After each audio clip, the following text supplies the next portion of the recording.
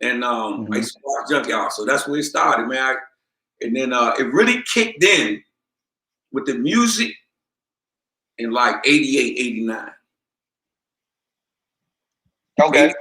88, 89, Black Hole, R.E. Wait a minute, we gotta slow down. So we can't go straight from 5 years old to the Black Hole. We gotta take a little bit. So Johnny, it's on now. That's my fault. I didn't press the right button. But it's good. So okay, so just a quick recap. So you're 5 to 7 years old. Your grandmother is the elevator operator. You're down by the Spa Museum, or where Spa Museum is now.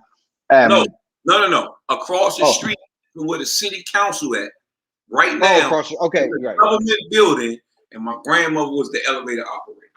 Gotcha. Across from where the city council is now was the building where she was the elevator operator. Right. Gotcha. And so you would see Junkyard. So okay, so at this time, so you had already seen the bands playing in the schools, or was seeing Junkyard your first experience with Gogo? In my memories, I wanted to be in band because the band at the back of the band was cool. Right. But you talking about a go-go band, or you talking about no. Go started with the band, learning Beethoven, learning percussion, the horn section. You know what I mean? That I was at Bruce Monroe.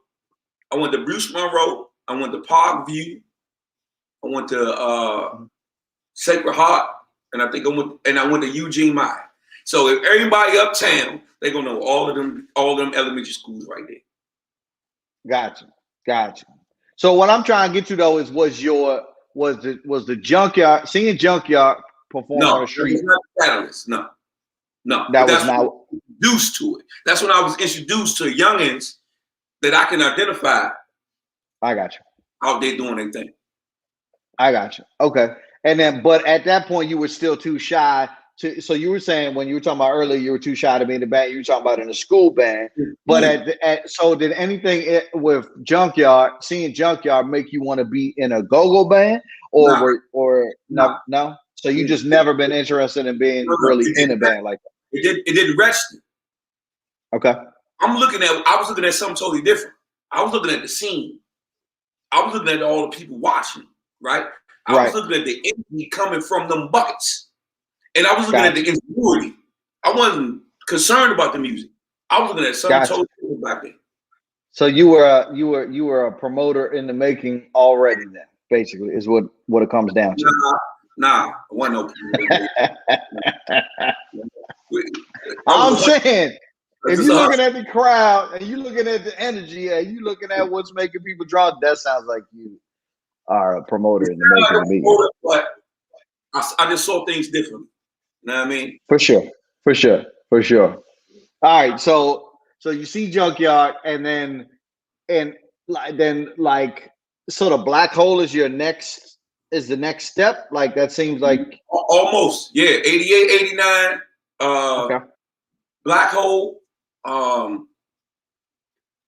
So okay. 88, 89, I was in the Black Hole, right? I also was, I consider myself an original backaholic.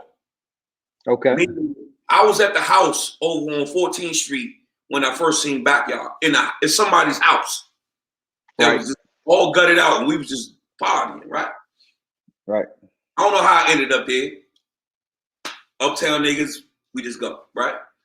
Then Big G was also in the Black Hole, 88, 89. This story can be corroborated by Big G. If anybody want to check this gangster.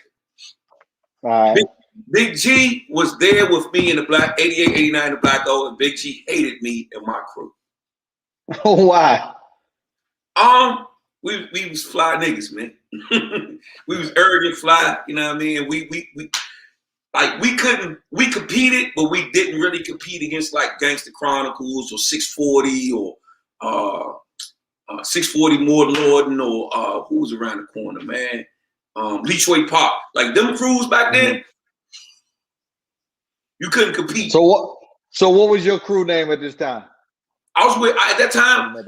Now hold up. I'm living. My house is on 11th and Park. This is no secret. My mother stepped off to the Maryland side to a spot called Belford Towers. Belford Towers is right over the DC line. It's like New Hampshire Avenue, turn into Maryland, and then at the bottom of the hill was Belford Towers. You got like Fairview, I think it was the main Fairview. Fairview, then Belford. Belford Towers, 3 buildings, 3 high-rise buildings.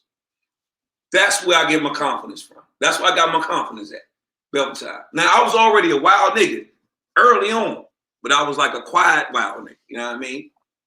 But Belford Towers, we ended up at all of them spots, and that's how this shit popped off. Got you. So how does growing up mostly in DC? Just a reminder, if you're on Instagram, head over to youtube.com/Gogotalx, and you can see and hear the other side of this conversation. So how did growing up in DC and then moving to Maryland? I know you said you're not trying to tell nobody your age, but I would assume you were like in teenager. You can judge by my timeline how long I've been in the game. Got you, but I'm just saying I'm trying to like sort of figure out like you're in teenager-ish land, maybe like preteen age at the time when you go to Maryland.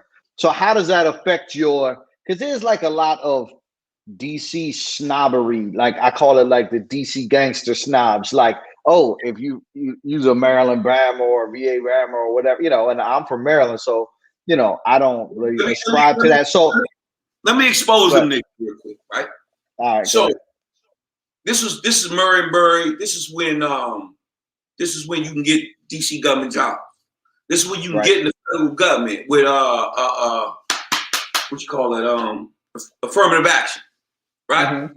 So DC, if you can get it, you was working with the government. You was working in the government in some shape, form, or fashion. You was trying to you getting your money. You got that middle class, so-called middle class money at the time. Yep. At the same time that was cracking, this is pre-City Under Siege. This is the bubble. It was bubbling. Then you go into City Under Siege. What happened to all them families that was getting that middle class money from the government? Where'd they go? County. Yeah, they went to Maryland. Yeah. All you did was transport or migrate a DC mentality to PG County. This was I'm not gonna say it was a mass exodus, but it was a goddamn mass exodus. Well, I want to stay there for 1 second because you just said something really important, and I want to get a little bit deep on this because you said the DC mentality to PG County. How in your mind do you define the DC mentality? PG County it wasn't built up like it is now. PG County at the time was a lot of forests and woods, little pockets of situations, right? Them was the good boys. Them was the good kids. Them was the 2-parent home joints. Them was the private schools. Them was no, you don't go to DC. That's not for you. Them was the, you know what I mean? It wasn't 3 hots in the cot. It was 3 meals a day with a soft bed. Nigga, you know what I mean? You had Atari. You had ColecoVision. You feel me? ColecoVision. Yeah. Yep. You had all that. So at the same time that was going on, people gotta remember if you slid over to PG County, it don't matter what side you slid on, PG County had that busing program where you didn't go to the school that was in your jurisdiction, they will bus you somewhere else. Right. Mentalities is totally different. And our DC mentality is infectious. Doesn't matter where we go in the country, we will, for lack of a better word, we will poison your mind with the way we think. Well, that's what I'm trying to get at. So how do you define the DC mentality and what do you mean by poison? DCism. DCism is a hell of a drug. When I say DCism is a hell of a drug, DCism it's both sides. It's a light and a dark. I'm gonna start with the dark, because the dark is easy to recognize for a lot of these people. DC is a crab in the barrel mentality in its worst sense. In its worst sense, right? That's DCism. DCism is, I'm not gonna help my man because my man trying to shine, but if my man get to a point where he can shine, either I'm gonna try to outshine him or I'm gonna take him out because he's shining too hard. Give me 2 seconds. Go ahead. My fault. DCism is for you go heads. DCism is back in the day, you gotta go on the same map. I gotta go. But what you do, you call the ABC board on they go. Right? You know what I mean? So where do you think that comes from? What and I have an idea, but I want to hear what you think. Because DCism is a competitive sport. And somehow we lost the guidance. We lost guidance. When they start locking up, okay, prime example. The neighborhood I got my stripes in, right? You had the 21s, the 18s, sometimes 17s, right? Then you had the 17s to 14s. Then you had the youngest under us. But the 21s and 17s still had to deal with the 23s, the 30s, all at the same time. So there was some, even though it wasn't no shot callers, it was some regulation, right?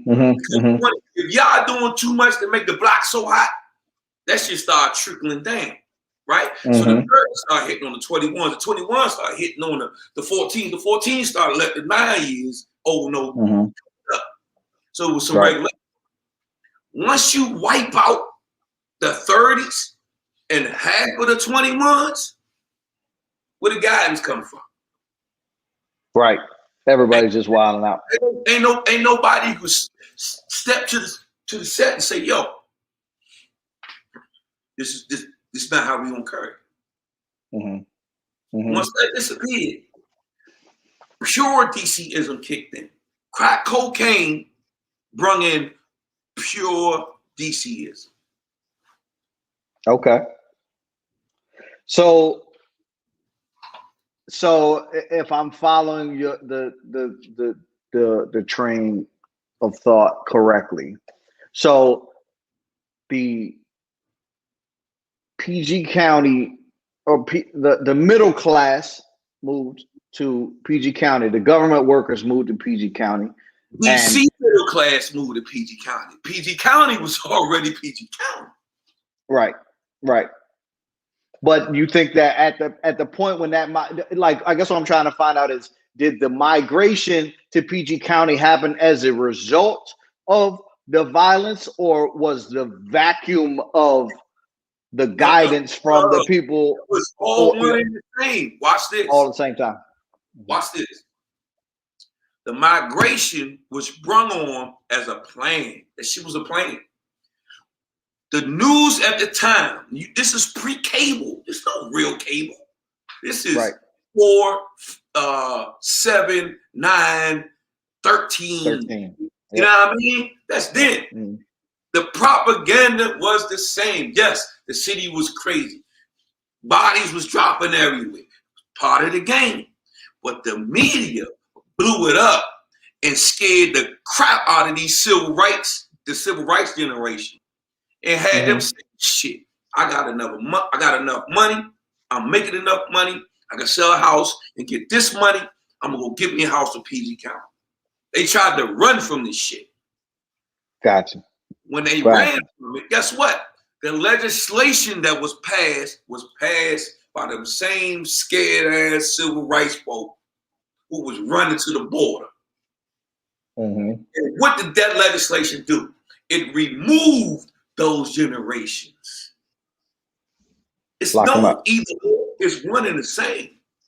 Right.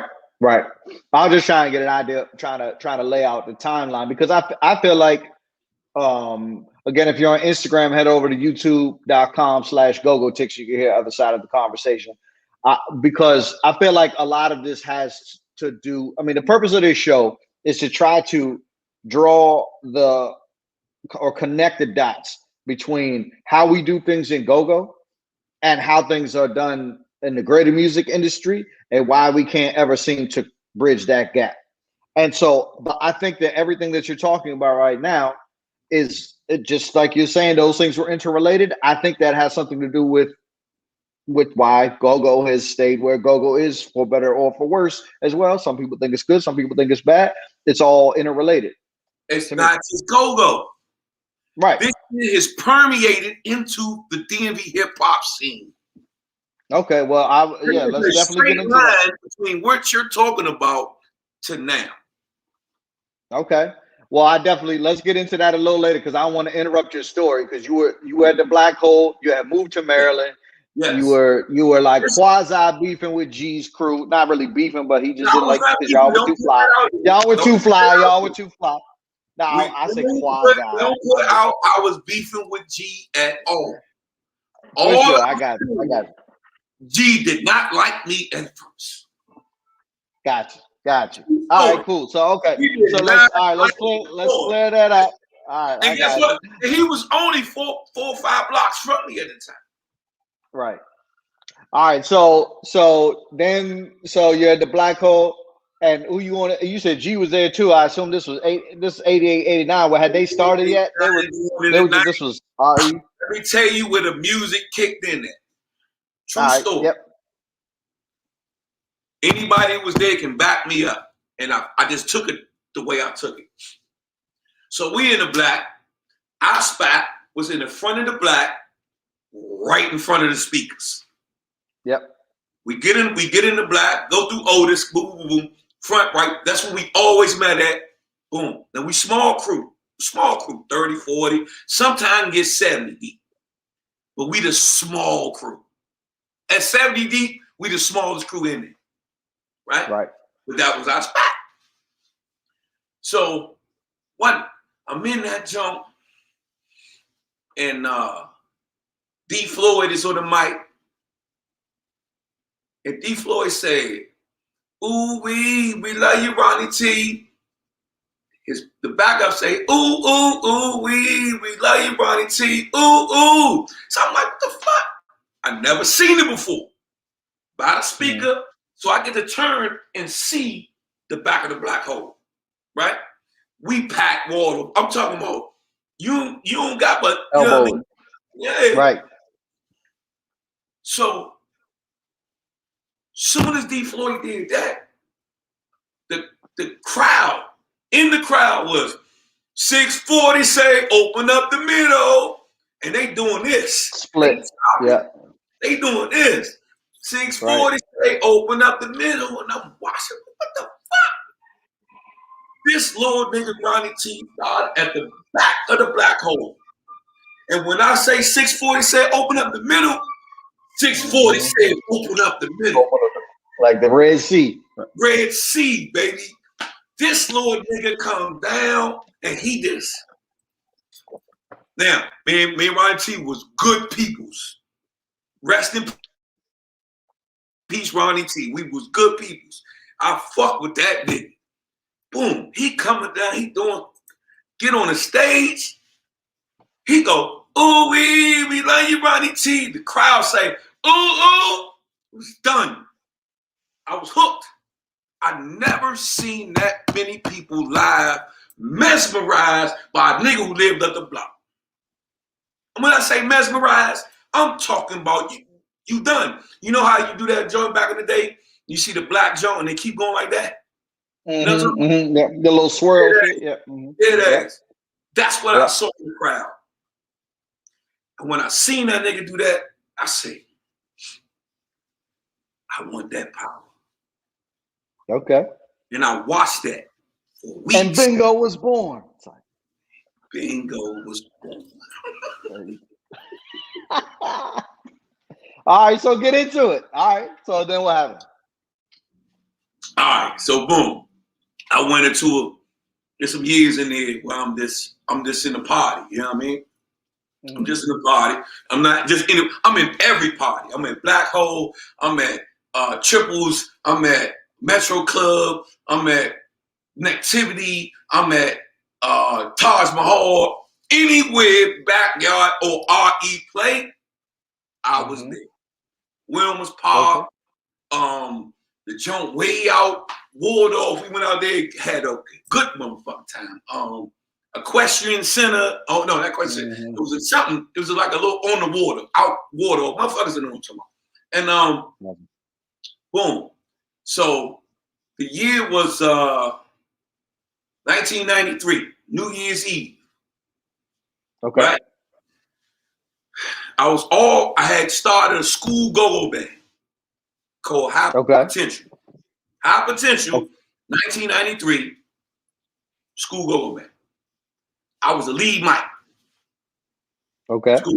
Lead rapper, lead mic, school go-go band. And at that time, we used to play for the 10 for 10s, 20 for 20s. At that, we having a book. I was booking shows that these niggas couldn't believe I was booking these shows just because I had no at that time that introvert moved to an extrovert when he wanted. You understand? Okay, so I'm gonna slow you down a little bit. So we talked earlier about when you were watching Junkyard play, you weren't really that much moved by the music. You were more, I'm not to say you weren't, but you were more moved by the energy that was coming from the band and the energy that was creating within the crowd.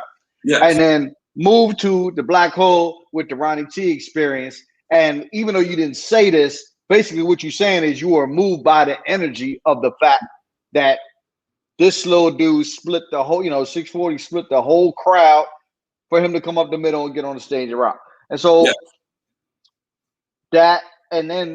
so at some point during this time, pre-93 is when you had also moved to Maryland side, and that's where you started to build up your confidence a little bit. Remember the Maryland side, you got to remember the time. Yes, we right across the line. Yeah, I get it. My grandmother, one grandmother was on East Street. One grandmother was on Rosedale Northeast. One grandmother was on Park Road. So, and then my grandfather was right there by Howard Theater, right? Right. It was no separation at the time. Everything. Right.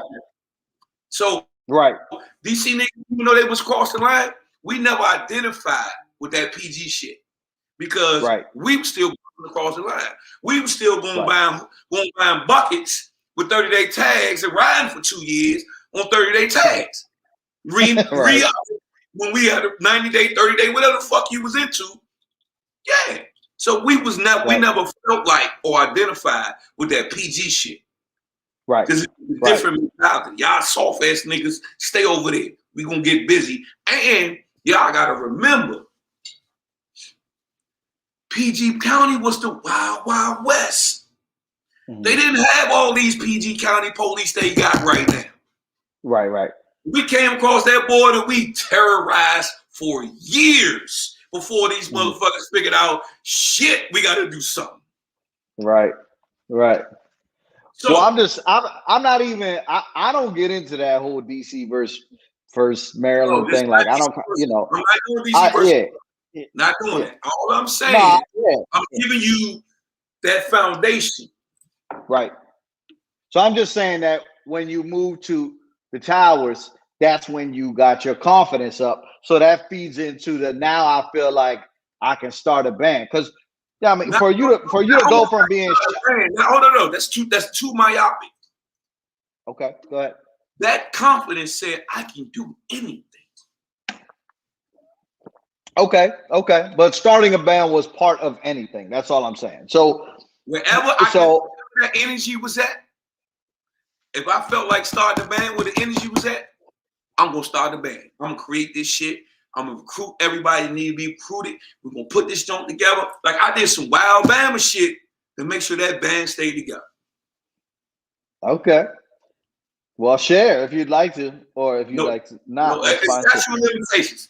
If my man Kiki ever see this, Kiki used to call me Capers. Okay. Because you was pulling capers to keep the keep the band. Okay. Okay. All right. So what was the name of the band again? High Potential. Back then. High Potential. I remember. I think I probably came up with the name too. Okay. All right. So you start this band, and not only are you the lead talker, so you go from the shy guy to the front of the stage, but you said you were booking the shows too, right? You were getting them on the 10 for 10s, the 20 for 20s, all those shows. Okay. So how did you even know how to book a show? How did you figure that out? I was already in the Go-Go's. Right. I already was seeing the promoters pass out flyers at the end of the Go-Go. I'm in the club with all of the people that's throwing the next show.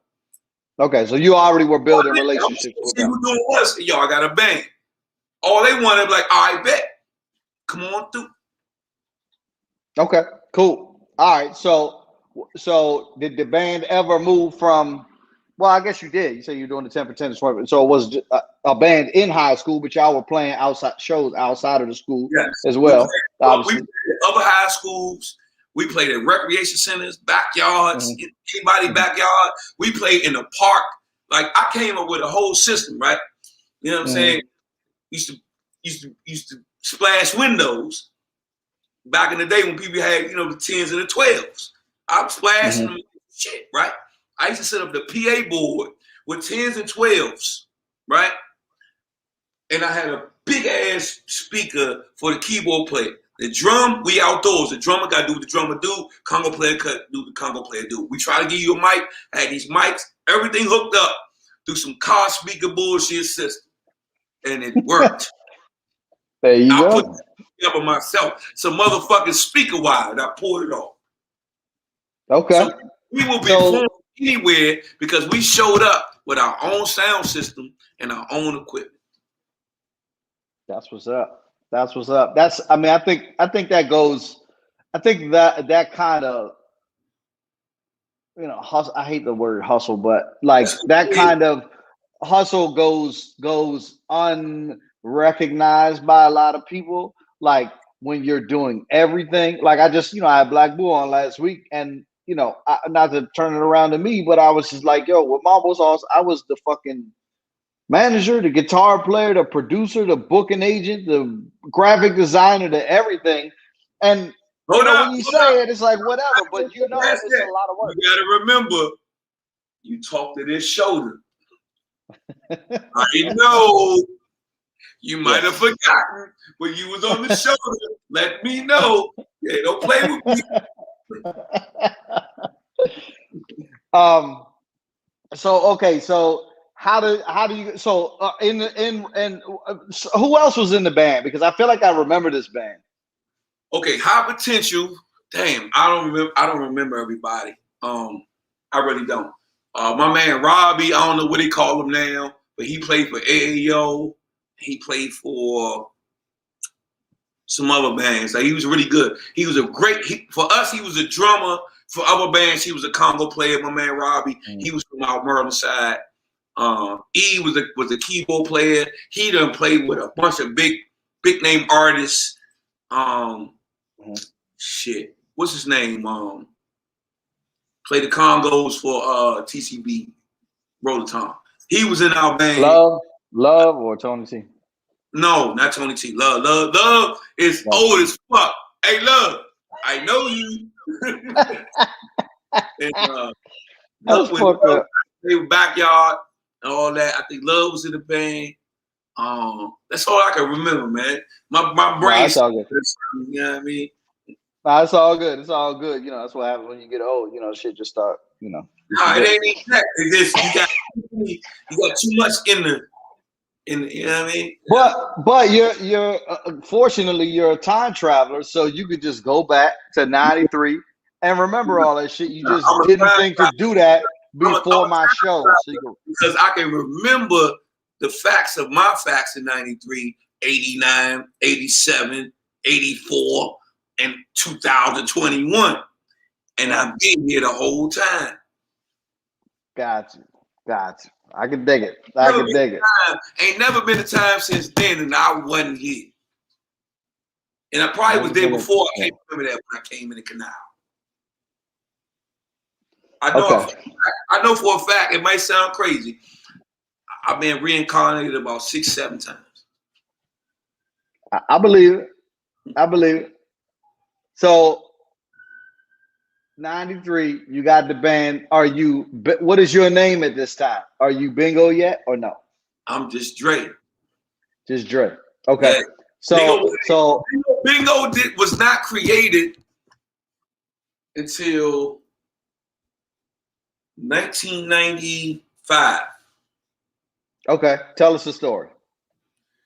I was going to the 10th grade, PG Community College. And 93, I rapped with RE for the first time, right? I did the same rap I did with my band. Wait a minute, you say you was going into the 10th grade at PG Community College. What? Stop thinking literal. You graduate in the 9th grade. Gotcha. PG Community was the 10th grade because all the dumbass joints ended up at PG Community from all the different high schools. 10th grade. You ain't graduate mentally. You just went to the 10th grade. Your first. I got you. Oh, man, I should have explained. All right, you threw me for a loop for a minute. All right, go ahead. So 95. When I got to the 10th grade, remember I started in 93. I'm rapping. No, actually maybe 94. Yeah, no, 94.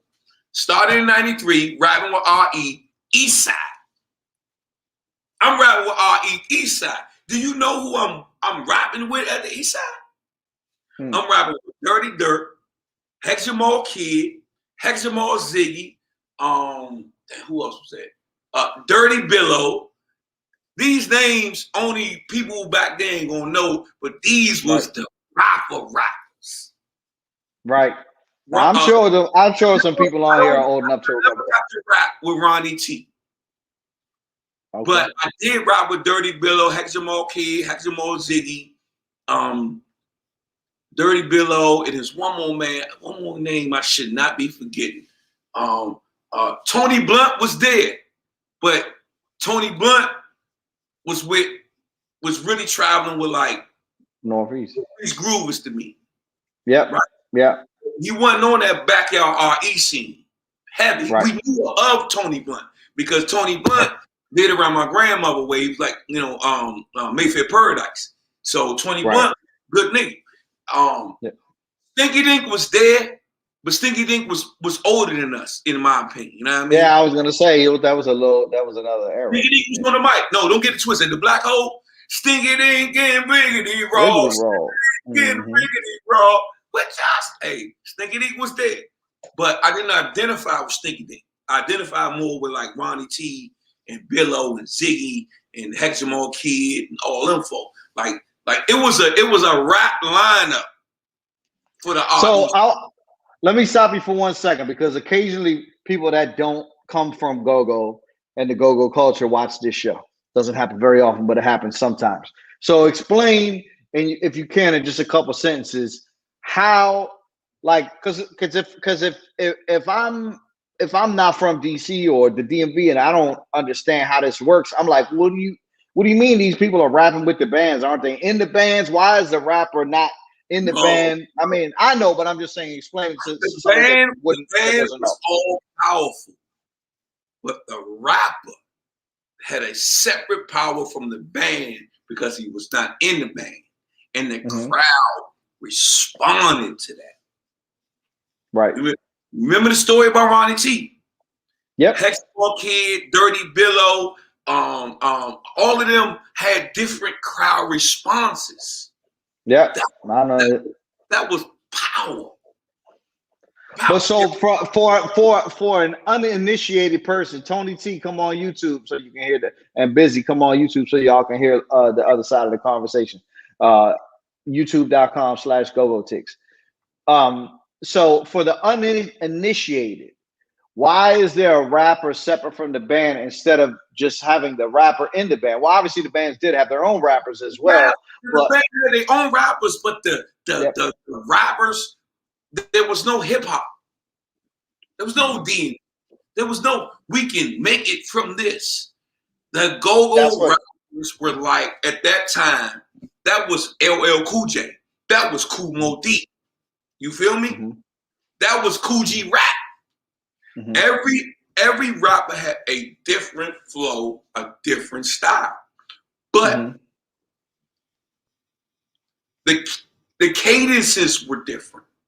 Right. So, but you just touched on something that I want to dig into a little bit. You're like, we can't make it from this, and that's sort of what I'm trying to. We could do that. We didn't know that. We was listening to rap, right? The rap scene. Those rappers, the grandfather, Chuck Brown, they created that here, right? Mm-hmm. We didn't see past DC. Right. Well, that is a theme that I'm going to keep coming back to, which is my point. Which is sort of the point of this whole show. It's that we in go-go, and I was guilty of it too for a very long time. Not because I did anything wrong or anybody's doing anything wrong, but it's just we are so in our own space that we don't even though we know it's rappers and R&B singers doing stuff nationally, internationally, or whatever, it doesn't even occur to us in go-go. Even some of the rappers in go-go that are separate from the bands like you're describing, it doesn't even occur to us that that could be us at Madison Square Garden or us at the festival in the UK. You know what I'm saying? And that's what I'm trying to get to. We saw RFK. We saw the Stadium Armory. You see what I'm saying? Right.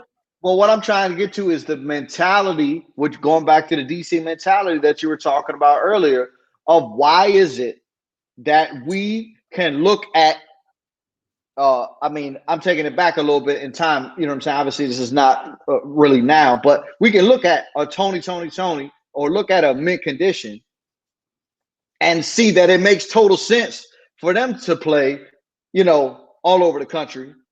But for us in go-go, we can only play in DC. Nah, it wasn't that we could only play in DC, in my opinion. It wasn't only go-go. Okay. Dang.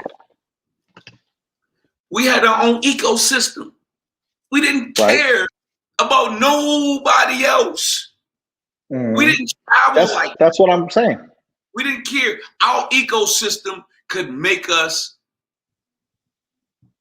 not wealthy, not rich, but can make us comfortable in our own ecosystem. I eat. Devin the Dude, Scarface. Yo, they ate a Yuck Mouth. They can go platinum with just this area. You see what I'm saying? Mm-hmm. We didn't need no other areas to do nothing, not to make no money. To get whatever was coming in, but our entertainment ecosystem was our own thing. We didn't need nobody else. We didn't need no validation. We didn't need none of that. All you got to do, you can play 7 days a week. We making all this money. Why should we care about what's going on in the other systems? Our system. Right. So this, and again, this what I'm saying. This is how I felt my whole life growing up up to a certain point. However, now that I've been in both systems and I understand the economics of both, and certainly there's exceptions to every rule, there is a lot more money in the bigger system.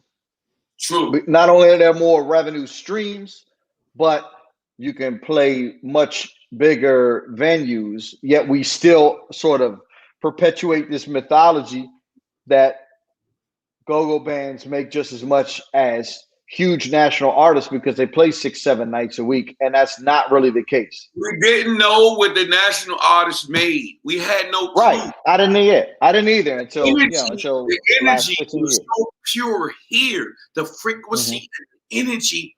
That's all you wanted to do. Go down Georgetown, be recognized. Yep. Go to Lincoln Theater and be recognized.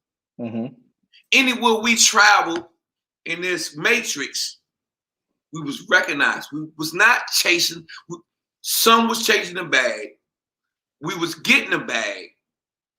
But at the end of the freaking day, oh, it wasn't no place like home. It wasn't no place like getting the attention from home. Mm-hmm. Like this home shit was different. This home shit was exotic. We imported our exotic shit all over the world because it was a petri dish of talent. It was a petri dish of just pure talent. We lost that. We know how we lost that? Not to get away. The creation of the videos that we can see other states and other sectors fucked us up the worst. Because everybody want to be that. When uptown niggas wanted to be the flyest niggas. We want to dress fly. We want to be different fly from the next fly. We want to try the best cars. Southeast niggas was the dirty niggas. They was dirty fresh. I call them dirty fresh. I'm not touching that one. No, you ain't got to. I can do it. They pop tags galore, but they still look dirty when they come outside. You know what I mean? We knew what a grimy was. Uptown was different because I'm speaking from an uptown perspective, right? Mm-hmm. That was more important. Mm-hmm. More important in California and Georgia and Florida. We ain't know nothing about that. The niggas that was on that level knew about that. Right. But our export of our culture, we fucked the whole country up. This is a fact. Right, but we don't really get to export it at scale because we're so concerned with the local. But anyway, I won't go too far deep into that because we still didn't finish the story of Bingo and how that came about. So let's run it back. Okay, Bingo was born, not before you at the East Side. Bingo was born 1993, East Side. Yep. I got my polo hat, my polo drawers. That's how that joint started. I had a polo rap like this, and I had a different flow, a different style. And the crowd, my first night, New Year's Eve, and I got it in. And hold up, it was my man Junius. If Junius ever see this, he gonna hate I say his name. Just the way he do in real life. My man Junius dared me to get on the stage and rap. This back east side when white boy will let anybody, like, you want to rap? Go ahead. Let me see what you got. This all black head. This not gray head white boy. This all black head white boy. You know what I mean? He might have a little teeny curl white boy. You know what I mean? And white boy will let anybody get up. Right. And I said, fuck it. Like he challenged my manhood that night. All right. I go up on the jump, already knew the rap, forward and back. It was all the delivery. Get up there, I wasn't nervous, nothing, because I was already. It was your rap that you wrote, or was somebody else's rap? What was my rap? Your joint. I wrote the rap on the Metro bus on the F4 from Georgia Avenue somewhere, I can't remember, always at Fort Todd Metro Station. I wrote that rap. Do you remember the rap? Kind of, sort of. I don't remember all. Come on, spit it. Never, ever. All right, I'm gonna let you go on that one. Okay. All right, so white boy lets you get up. And how does this turn in? And how does this? What does Bingo come from? What's the name come from? White boy let me come up. I had no name. Okay. I didn't have a name. You had Haggard Jamal Kid, Ziggy, Dirty Bill. They had names. White boy, when they walk in, white boy be like, Dirty Billo in the building. Rest in peace, Dirty Billo. He'd be like, damn, I can't, man. If I remember this. Oh, Dirty Dirt. Dirty Dirt. Dirty Billo. Hegemore Kid, Ziggy. It was a couple motherfuckers.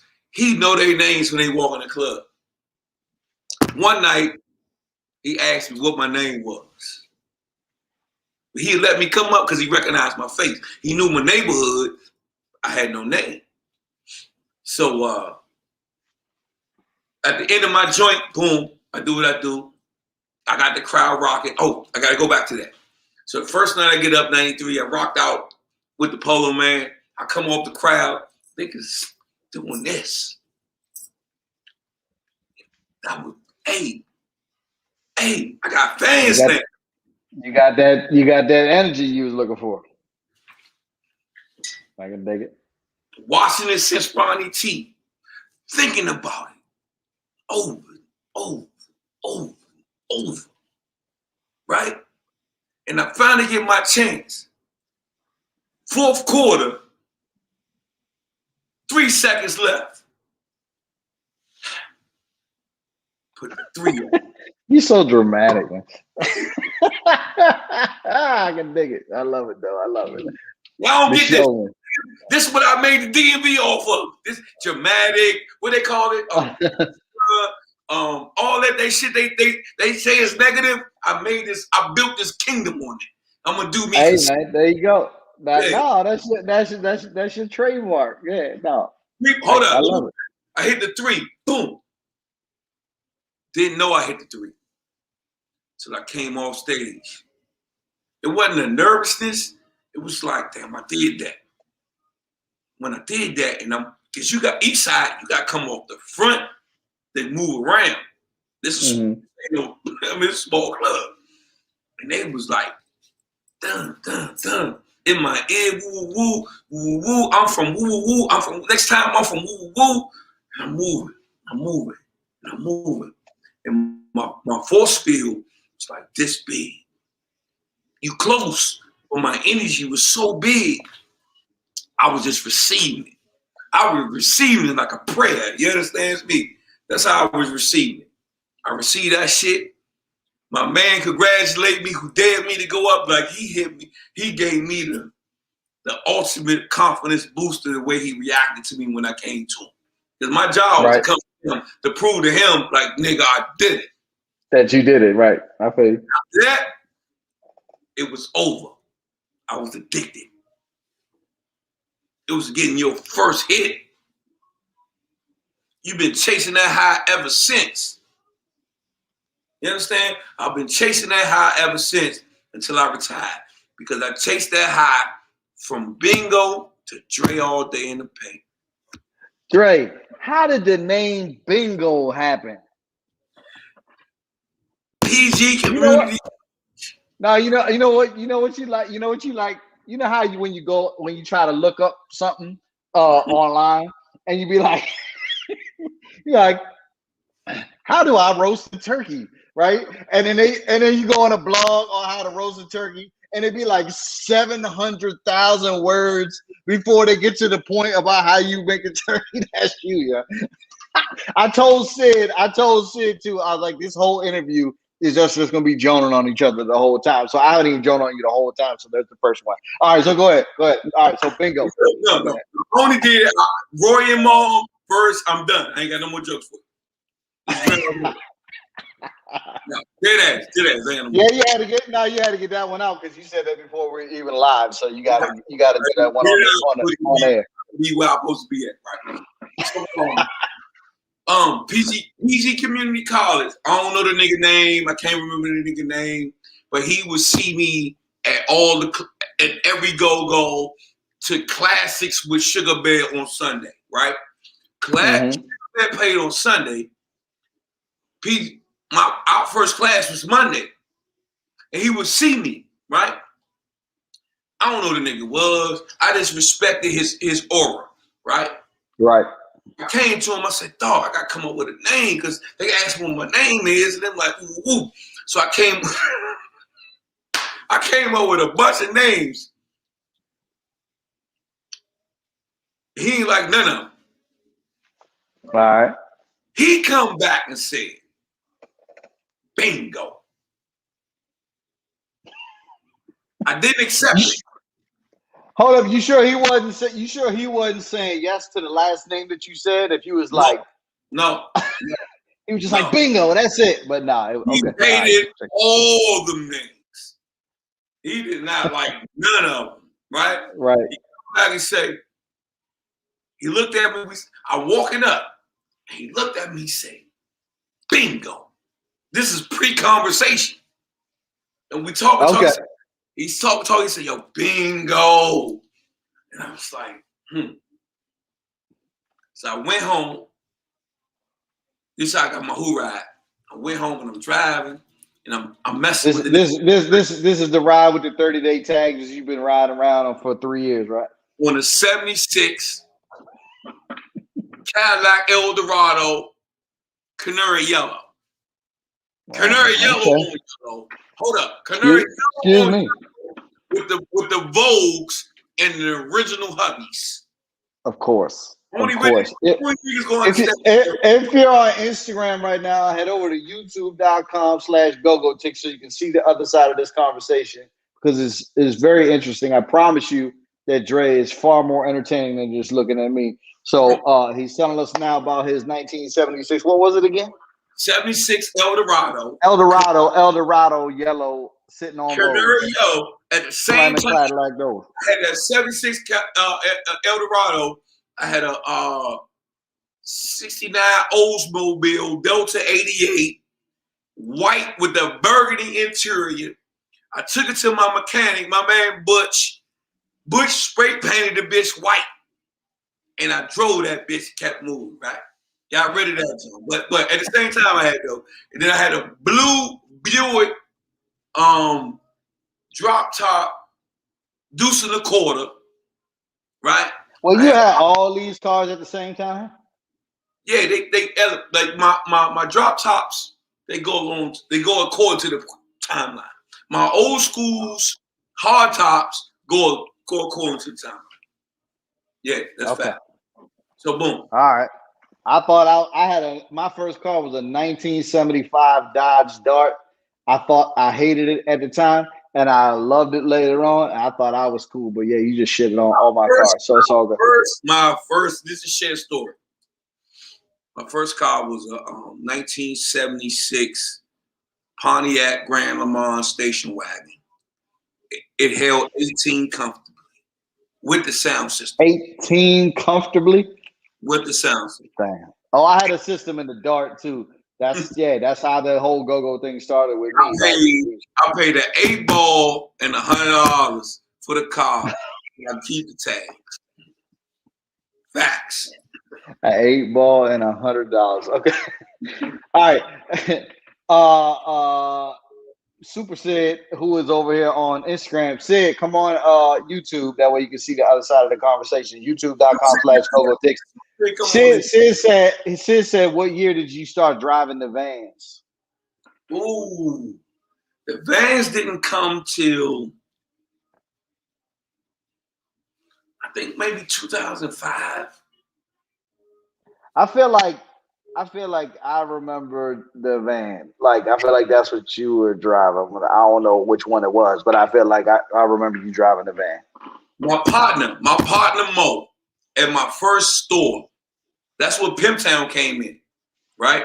Pimptown was a store that I created Pimptown Clothing Line in 1995. Somebody asked that. Yeah, so real quick, because Ricky Angles asked that, but before he asked that, he said to tell you what's up. You should look out for him back in the day. And I got another story. Somebody actually called me. This is the first time this has ever happened in Gogotalx history. Somebody called me to tell me a story about something that you did, and but we're gonna get to that later. So so we finally established after 17 minutes where bingo came from, and now you're telling us about all your cars, and we're moving now into the vans. But that's 2005. That's too late. So you started bingo with RE, but that later became a backyard thing, right? Like you was doing that more of a backyard. That's what I remember. So when did that transition happen? I established my name with RE. I grew a whole infrastructure with that name. The name was Bingo Long. It went from a first name to a last name. Okay. It was Bingo Long, right?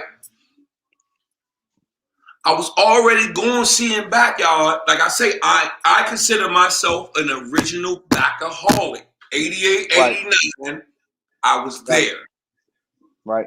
I was there when Coop was manager, when Coop had all his faculties, and Coop was the manager at CBS, right at the bottom of Georgia and you. Or Georgia and you. Right? I was there. Right? Yes. And I'm an original backaholic. So yes, my loyalty was with RE. Backyard was at the time, I think, was with, I'm not sure if they was the undercard for RE or they was playing at the undercard for at WST with Northeast Group. Northeast. Yeah, but NEG. For those watching, the WST is now the 930 Club. Yeah. Hey, I gotta make another drink. You're gonna give me 2 seconds on that. But yes, WST. So I was there the whole time. And I got my confidence up rocking with RE all the time. But my dream was rocking with Backyard. All right, so how did that happen? Tell us about the first time you got on stage with Backyard. I rocked with Backyard, but I remember the time that was most memorable. It was Christmas night. It was a Christmas night, Ibex. This spotlight on the titties days. Christmas night, Ibex. And the spotlight on the butt cheeks, you mean? Yeah, I'm sorry. Yeah, spotlight on the butt cheeks. Junkyard was titty balls. Yeah, Backyard was spotlight on the butt cheeks. My fault, y'all. So I just remember thinking, and I was not going to Ibex like that. Ibex was my Dino's Metro Club was my spot, or anywhere else I played. I just wasn't into the Ibex, right? Yeah. But I would go, and I go up to Ibex, and I wrote a Christmas rap. It took me all week to write this Christmas rap, and I got a Christmas rap, and I'm practicing all week in my head. Boom, boom. I make sure I got it down so I could drop the band off into another beat or how it would go. And I said, fuck it. I'm by myself, dolo, state to state. The other rappers, they rapping. I go up on the jump. I ain't know if Big G was gonna respect my gangster or not, give me the mic. But I went up on the jump. Big G didn't give me the mic. So another rapper had the mic. So when he finished, I was standing waiting. So wait, at this point, did G still not like you at this point, or you just thought he didn't even remember, or what? No. I'm talking about it. So by this time, y'all were cool. No. After when I became in my personal opinion, became a backaholic, are we cool? Okay. When G got shot, I was at the hospital. Like I was there. Like I was real live, backaholic in my opinion. Right? Gotcha. So, he'll tell you when we was at the black hole, he ain't like me. Gotcha. All After that, he got to know me. He was like, I love this. I fuck with this. There's stuff we can do about this thing. This thing is. You just not going away. I got you. All right, so you had the Ibex, the other G didn't get the mic, but the other rapper he had his own mic. It was another rapper rapping. And I walked up on the stage. I said, man, I got this. Another rapper said, G didn't give me the mic. I waited. He was finished. Grabbed the mic. Hit my Christmas rap. Right? I thought I did great. I did my shit. Hit a Christmas rap. Dedicated to that night. Santa Claus, reindeers, all that shit in the rap. Right? Boom. I get off the stage. Went up on the balcony. And love my Christmas henceforth. Do you remember the Christmas rap? I don't. I think you're full of shit. I think you remember. You just don't want me to make you rap it right now. That's what I think. You remember all that fucking snowflake. I would not rap. I would not do that. I can't do it. It's disrespectful. I do have. So you have VHSs with me rapping though, and Freaky Wood. They run the Madness shop. Freaky Wood. He has the tapes with me rapping them. I need to hear this. I need to hear this. That's.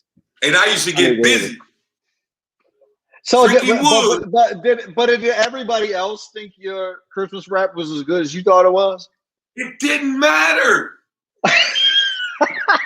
All right, that's what's up. I can dig it. I mean, that's the confidence you need. I respect it. I can dig it. I respect it. All right. So who just started spelling out bingo? Did G just start doing that after you rapped? Big G. He had. Okay. It was. It's the beat. And G. Yeah, because I remember that. Definitely remember that. They thought it was a part of the song. I did. I totally did. Out and as a part of the song. Yeah, I totally remember that. Do you understand what that does to a nigga confidence? A street nigga that's just out here doing what he want to do. Yeah. Polo even seen the nigga. Polo, this nigga right here. This fly nigga, he gonna dress how he want to dress. Nigga, I walked in the Metro Club with a fur on.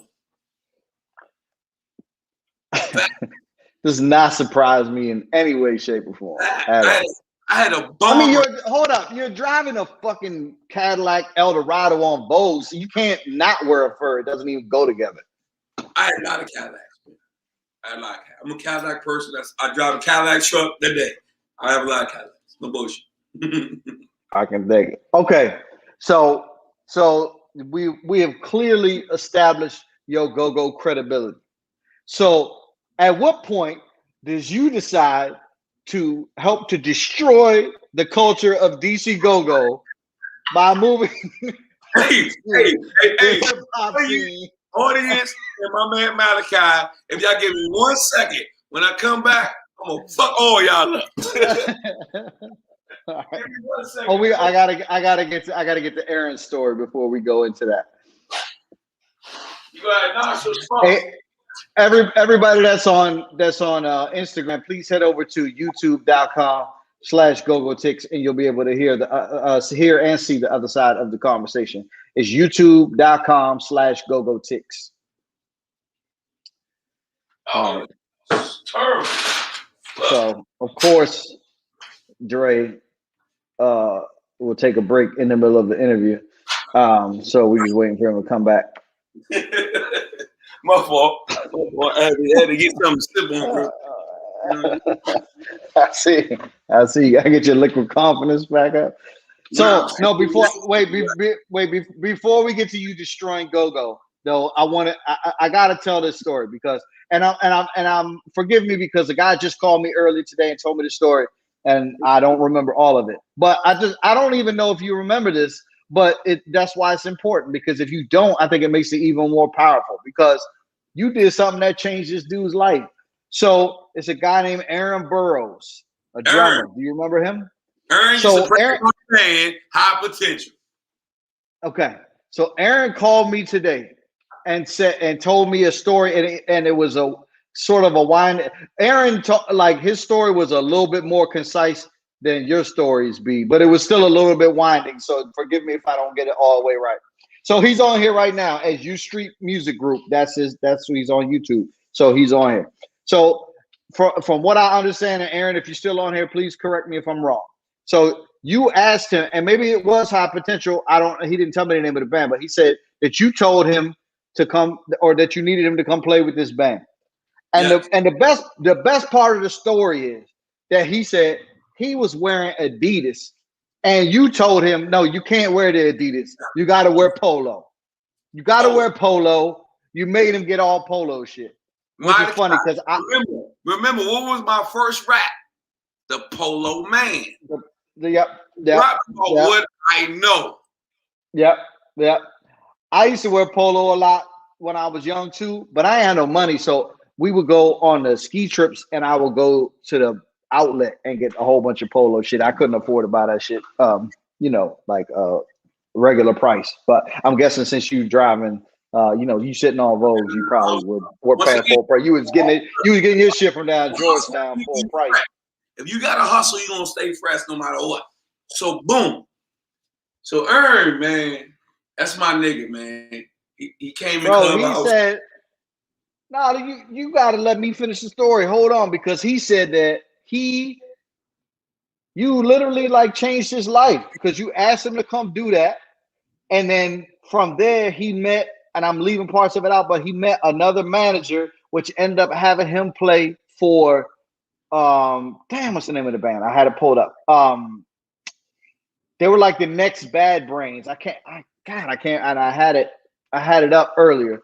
But they were like the next Bad Brains, which if anybody watching doesn't know, Bad Brains was like a seminal punk / reggae band, hardcore band out of DC in the 80s.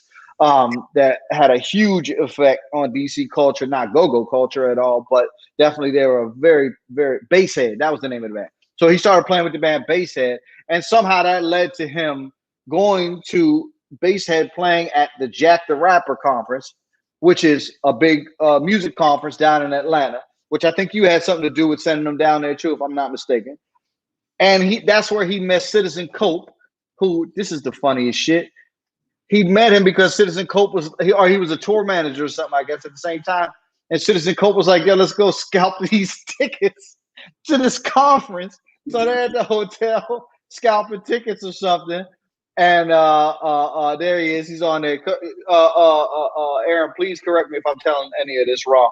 But and so he met Citizen Cope and then ended up later playing on Citizen Cope's album, and maybe a lot of go-go people don't know who Citizen Cope is either, but he's a DC-based artist who's very, very popular in the independent scene. Actually, he had I read today when I was looking this up that Buggy played on the same album as well. But Citizen Cope is a dope artist who I for a long time didn't even realize was from DC, and he's also married to Alice Smith, who is also from DC, who's also a dope artist who also has a song out with my good friend and client Tabby Benet that's on Spotify right now that you can go listen to. So anyway, so you literally changed this dude's life, man. I'm gonna keep you the bean. I fuck with Ern. He came in the Clubhouse. I forgot. I didn't know, and I forgot a lot of that stuff. And but when he shared his story, I changed the trajectory of the whole DMV. Single-handedly changing the trajectory just because they came in contact with my energy. That. Okay. I can dig it. You are definitely like one of the most humble people I've ever met. Let me just get that out before we go any further. I thought that was dope, man. Nobody has ever called me interview like this. Never. Where I can talk my shit. I don't even talk my shit no more. I stay talking. I stay off the wall. I was like, if you gonna give me opportunity, I'm gonna talk my shit. This is the platform. Talk it. Talk that shit, bro. Talk it. But if you really were going to talk shit, then you would have worn a fucking fur coat for this interview. Because I know it's cold out there. But that's all right. We're going to leave that alone. I'm in Sukasa. No fur coat. I can put the heat on. I mean, okay. So, all right. So that was dope. But now we need to move on to you destroying the entire culture of go-go by lifting up the DMV hip hop scene, which this is around the time that I met you. I can't even remember when I actually met you because I just feel like I know you my whole fucking life. I don't even. Do you remember when we met? Because I can't remember when we met. I said, I feel like I've always known you. Pre-Mumble Sauce fame, and I don't recall a beard. I recall like a little chin and a little stash. Yeah, no, I had a little chin strap with the little goatee. Yeah. I don't remember the whole beard. It was a little different. And because I'm creating this scene, there was no choice for you to run into me. Because I was everywhere. There was nowhere I wouldn't go. And there was no hour of the day that I wouldn't be there. And I just remember we having conversations, and you gotta remember you're a white boy. Well, you know you're a white boy. Well, thanks for reminding me. I appreciate it. I didn't take it seriously.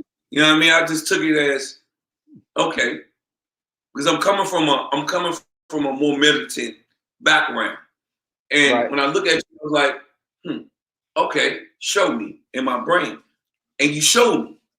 So, what was I telling you that you didn't believe?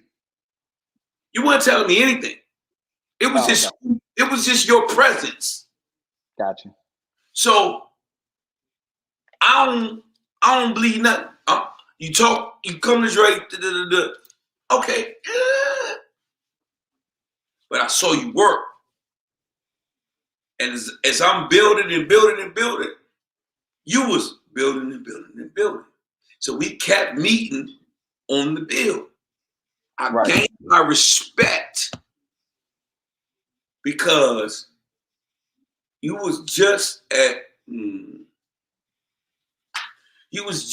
tenacious. Your energy and the energy that you put forth, I wouldn't say equal, but I would say if I'm doing 120, 140 down the Autobahn, I saw you right there in the rear view. I'll take it. I gained respect from that. So you gained my respect, and then we would talk on the phone periodically. Yep. It was just periodically. I think you just wanted to see what I thought because you respected what I was doing. And we talked. I be candid as a motherfucker.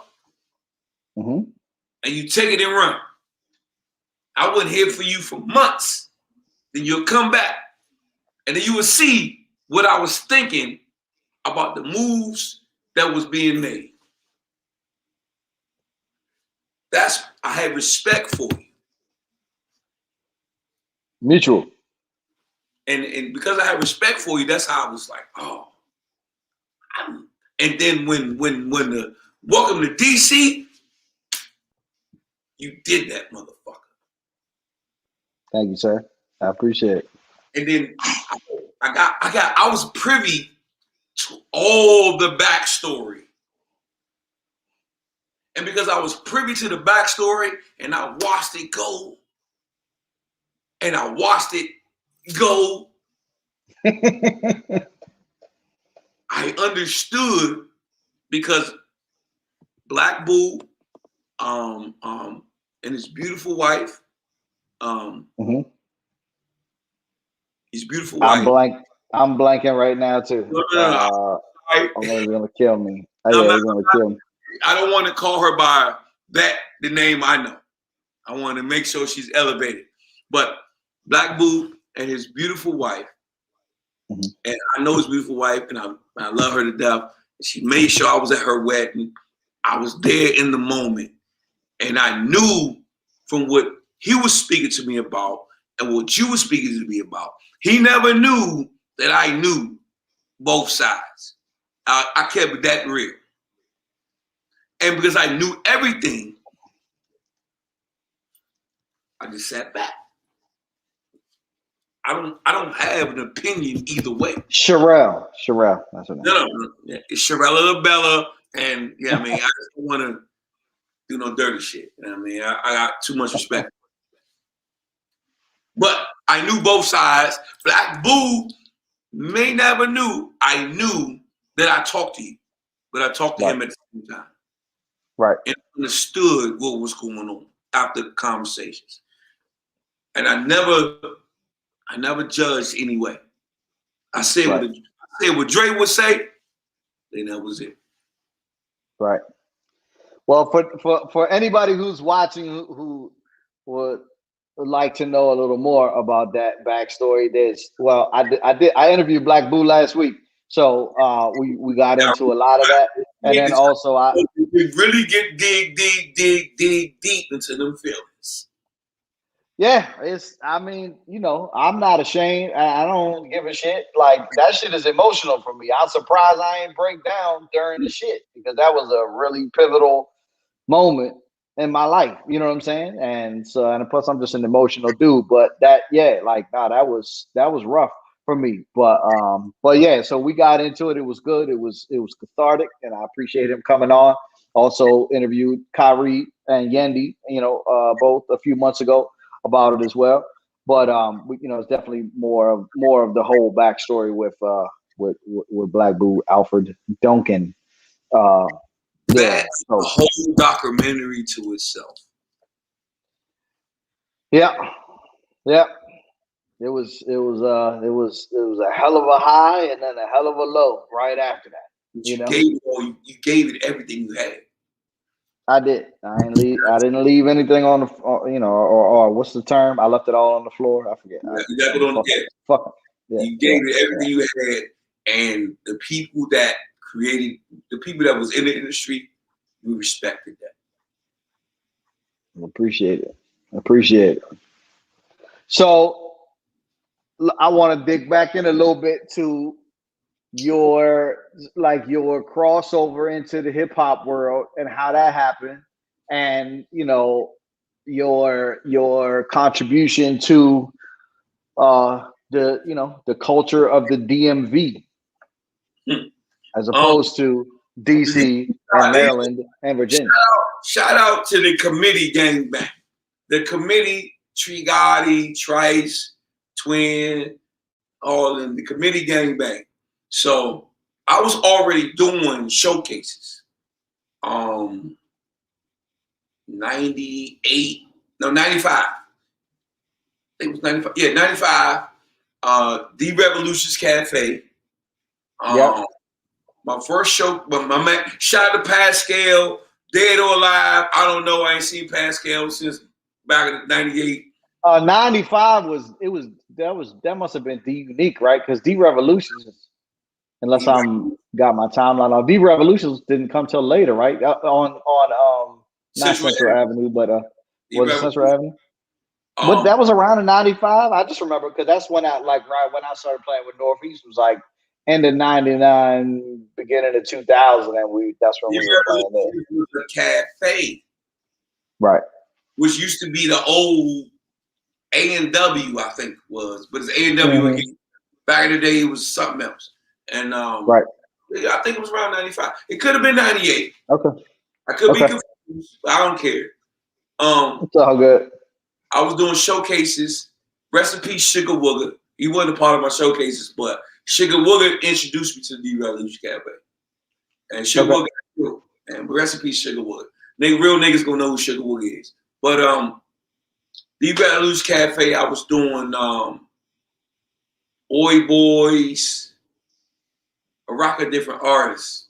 Somebody asked me to, because I was doing parties. I was doing pool parties. I was doing cookouts, like the It's All Love cookout, Fort Washington Park, Kenilworth Park, Nova Avenue, with my brothers and my cousins, man.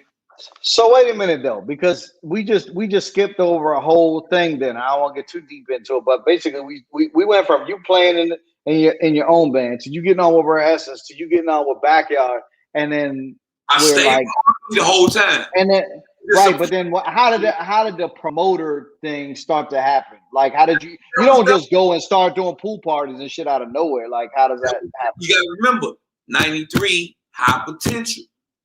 I was already booking us shows. Gotcha. You were promoting them too? You were promoting them too, or you were just booking them with other promoters? Them. It was my. I feel like it was my band. We need shows. Right. We need gigs.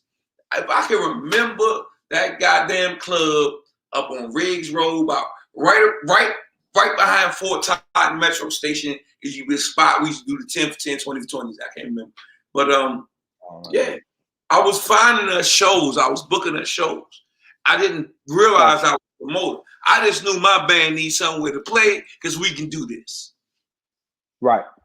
Gotcha. Well, the reason I'm making a distinction is because there's a lot of, like, again, towards the point of the show, there's a lot of like crossover stuff that happens in go-go where like So that still happens at the top levels of go-go. Now, this is what I'm saying. So if you're a backyard level go-go band, or you're, I don't want to use backyard, I just use a band that was that size. Your manager is booking your shows and is also making sure that you are at rehearsals and stuff like that too. They're booking your shows typically with a promoter who is promoting the show.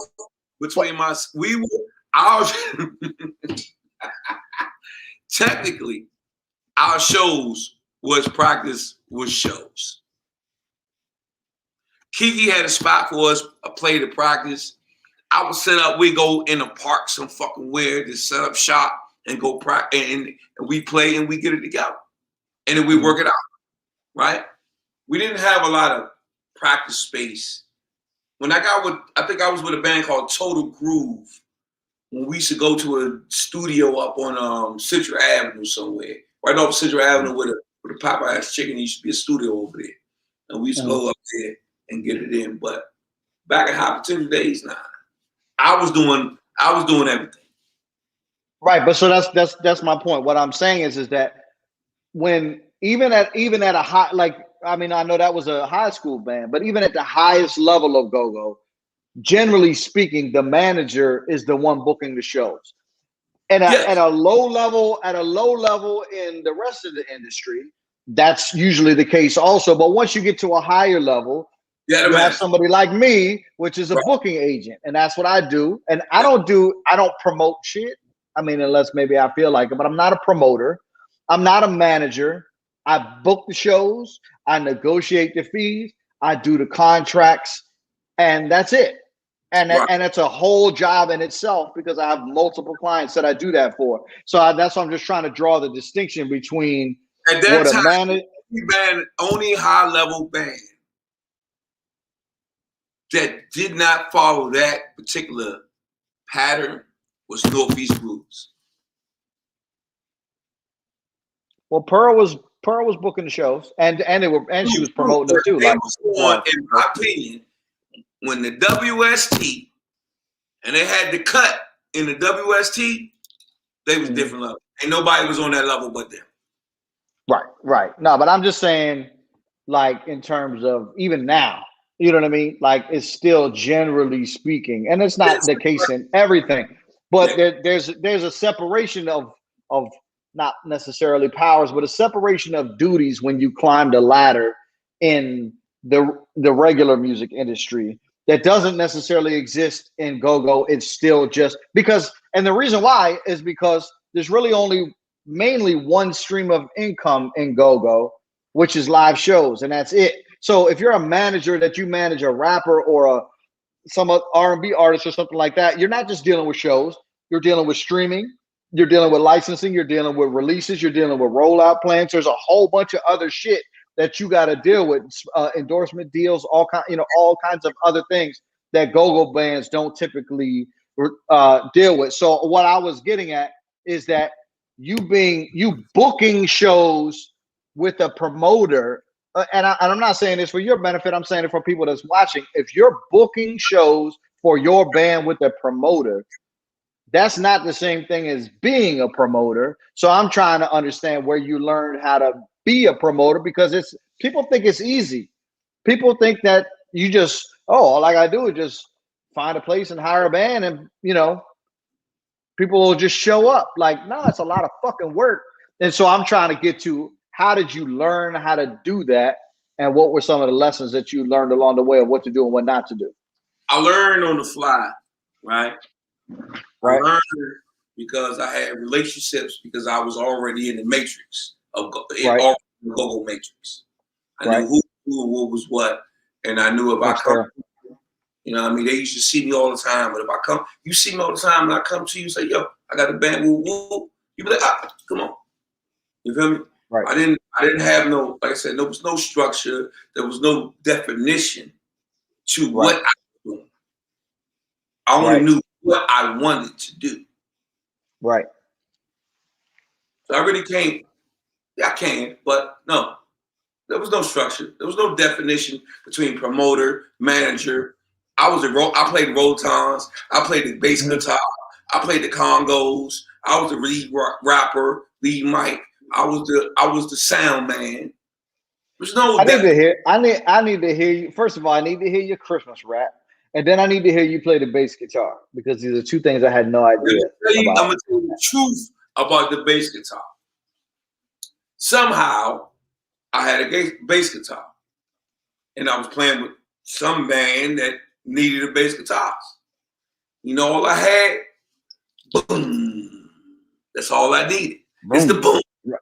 All they wanted was the boom. So all I had to do, not know how to play the fucking guitar, but you needed the boom.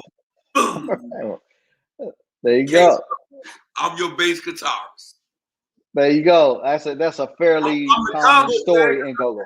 The Congo player was wherever the Congo player was. I had to hold down 2-3 different Congo beats.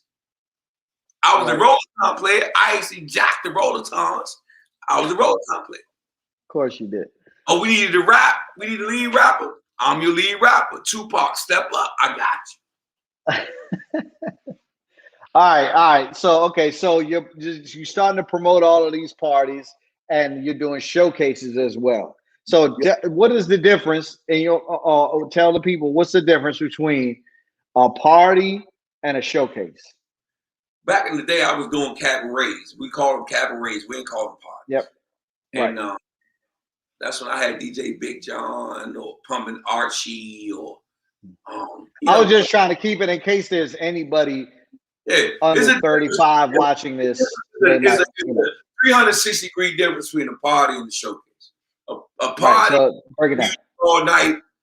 It was pre-host. Wasn't nobody on the mic but the DJ. Right. And we just party, man. You invite everybody you know, your hoods. You come out, we party. Right. Showcase. Rapper on rapper on rapper on rapper on rapper. Maybe a singer. That's what it was at.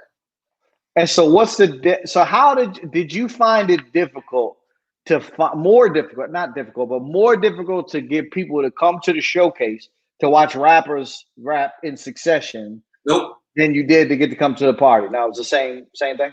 Nope. We're the same people, but when people use the word promoter, I consider myself I was a people mobilizer. I could do a bar mitzvah to get people to come out. It no matter what I did, they was coming out. Showcase, party, cookout, pool party. Like I did some epic freaking pool parties.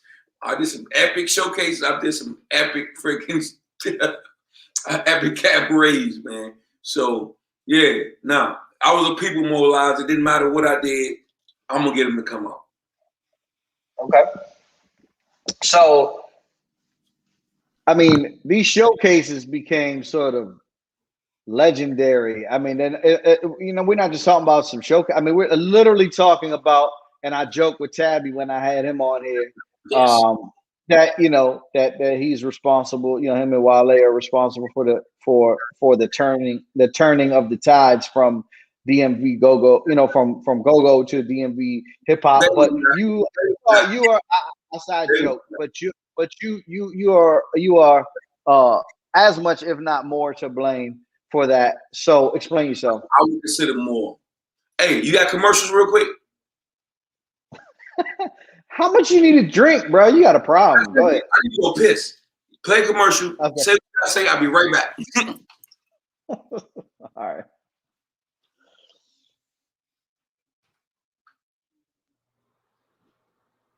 That's funny.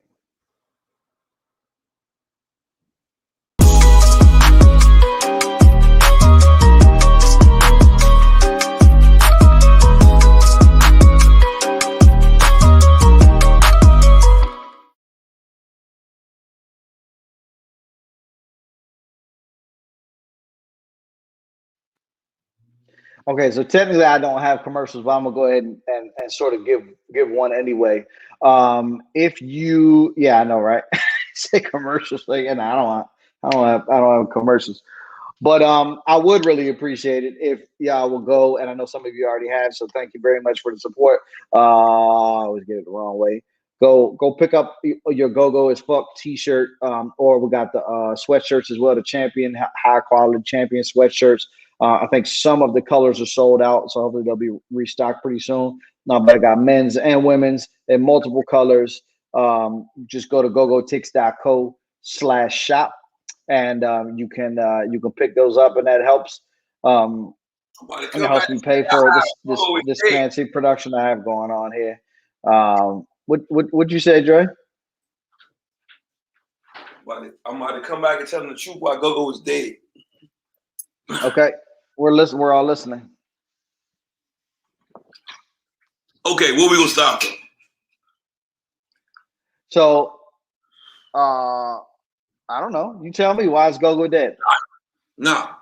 So DMB rap. Yep. All right. So you gotta remember, I was Mingo Long. I was a rapper, street nigga type of shit. You know what I mean? Mm-hmm. And I closed my store in 05. I did 5-year run with my store. 05, okay. I closed that joint, shut it down, I'm done. Because I was dealing with too much. I was dealing with some law. I was dealing with some street shit. It was just too much. You know what I mean? I ain't want to deal with them. And shut it down. So I spent like 2 years. I already did the rap shit. It was like back in 6, 7, or 8. I don't remember which year. That's when the committee and my man Donnell, me and Donnell created the first black-owned app development company in this whole city. We did it for 7 years. But Donnell brought me to the table. He was like, yo, committee need this and this and that. I was like, all right. So we did a showcase with the committee. Sold out. U-turn. Sold out. Yep, that joint was packed. And then after that, that's when the DMV was born. I was like, I see that when they sat me down at the table and they talking to me about what they want, I saw something different. Okay, what did they want and what did you see? They just wanted to get on. Committee wanted to be on. Committee wanted me to help committee be committee, right? My man Donnell had access to the club. Somehow he befriended the Ethiopian. Ethiopian was his man. Woody woo. I come in, I'm really anti-social, social type nigga. Woo woo. But I can bring the people. And we had a great party. I was impressed. There was profit. It was packed. I had my own security, my own DJ, all that. I was in full control. After that, Donnell come to me and say, yo, we can do an every week situation, every Tuesday. Say Tuesday. DMV started on the Tuesday. When they say going up on the Tuesday, DMV started on the Tuesday. This is a fact. Now, you had other people in play like 20 Bello at the Crank Fest.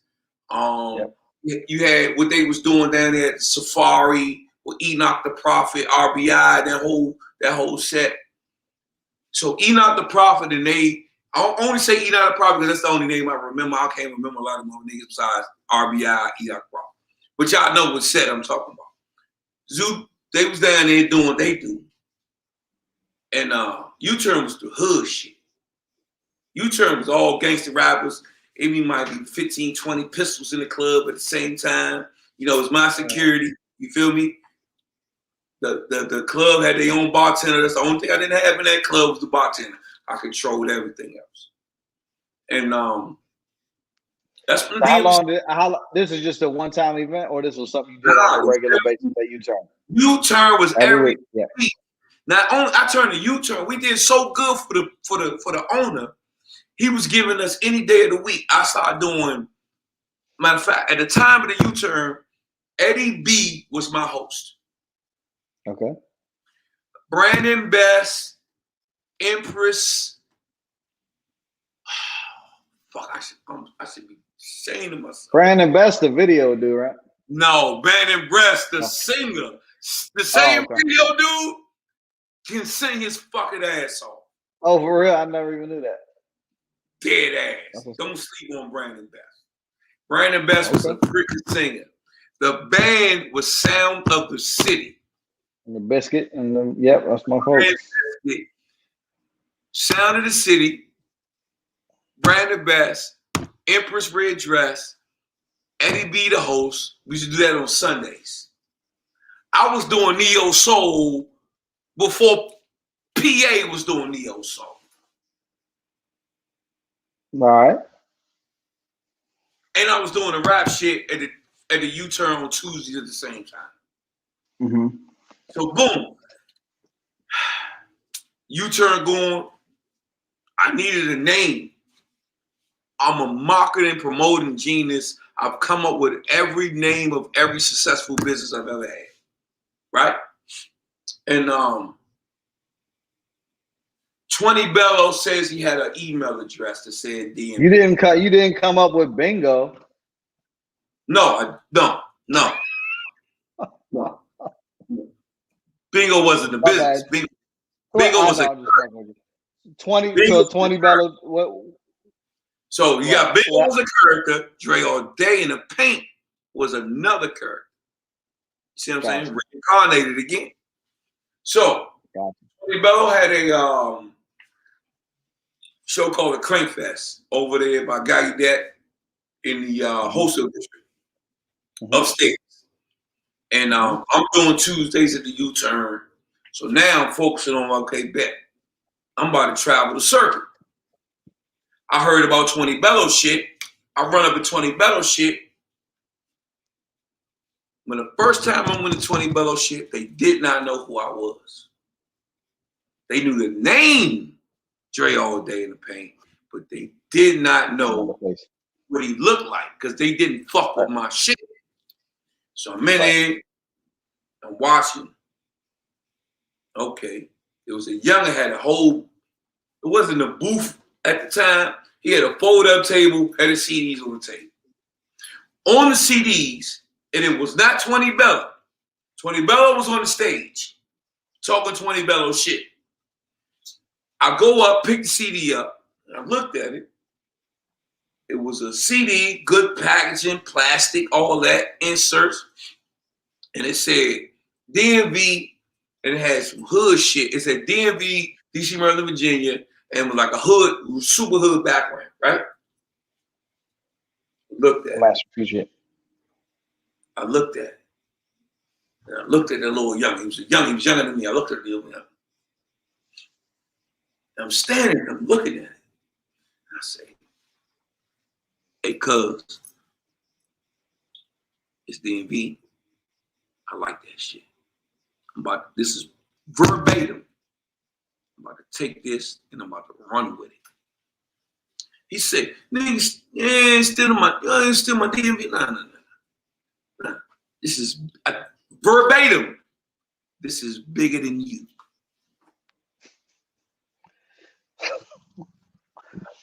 Well, that I think I gotta give you credit for. Most people wouldn't just be like, I saw that shit somewhere else and I just told the motherfucker I'm taking your shit. They're like, nah, I made it up. So I appreciate your honesty. The story has been the same. DC Super Sid wrote up the first book on the DMV. Yeah, I just found out that I was in it. I didn't even know. He never even told me I was in the shit. I just found out. I have a couple weeks ago. Super Sid. You didn't tell me either. DC Super Sid wrote the first book. I tell the same story. Washington Post did a story on the origin of the DMV. I told the same story. Washingtonian Magazine, same story. City Paper, same story. I've never changed my story, ever. So who was the kid? Do you remember? It didn't fucking matter. Who made DMV famous? Was it me or the kid? I feel you. I'm just asking. This is bigger than you. That's what's up. Shout out to the kid, whoever that was. Who put the money behind the market? When I came into it, I was doing full color printing. Create DC. Yeah, I lived Chris. at Create DC. Shout out to Chris Birch. Yeah, shout out to Chris. Shout out to my man Black over there in Ghana. I lived at Create DC. Hey, I gotta give Chris credit because Chris is the one that turned me on to this platform on how to do, because he brought me on his show that he does, and he turned me on to this platform that I'm using right now. That's a real good dude right there. Chris has honestly, Chris has been the technological genius behind the DMV on the low. And I'm the only one that will give him his credit, because DMV would not be DMV without the print shop. And when I speak on the DMV, I always say, yo, the white boy got us all on board. There you go. And not this one. He's talking about a different one. Different white boy. Chris is a different one. He's different. He's a different type of white boy. He's not the same white boy you see. He's a different type of white boy. Nah, that's my man. Chris is a good ass dude, man. I like that guy a lot. Chris is the one. So, wait. No, my bad. Go ahead. You give him his, what they say on Clubhouse? Give him his flowers. I'm doing full color graphics. I was the first promoter putting the artists' faces on the flyer. My job was to make everybody famous. I used to tell them on the microphone, I'm gonna drag you kicking and screaming, but you will come with me. Right. Facts.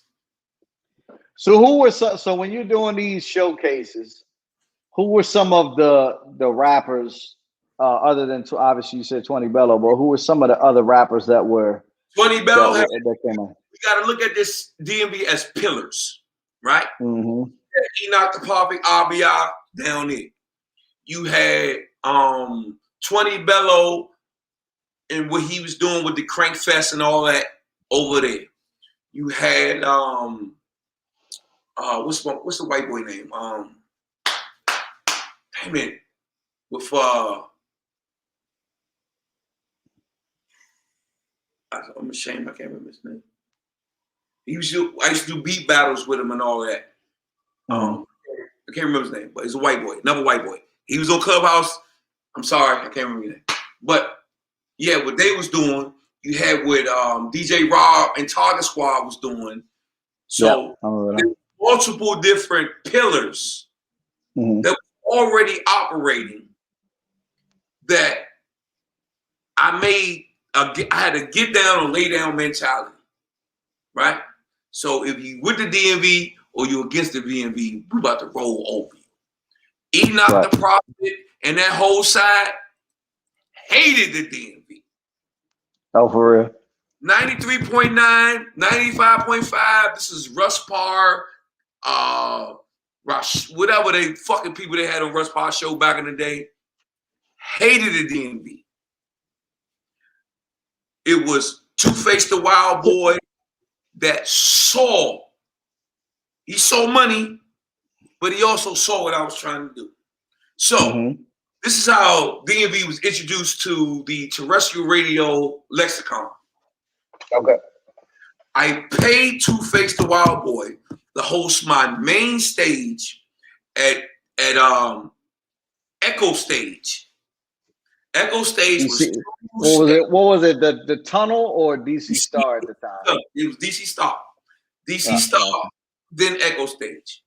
Yeah. Star, we had like Question Mark Asylum with the Oi Boys and Nonchalant. Switched over, we get the Echo Stage. Echo Stage is 2 stages. Open mic stage, showcase stage. Showcase stage was for the big boys. That was Goretti, the Garveys, the Oi Boys, the whoever, right?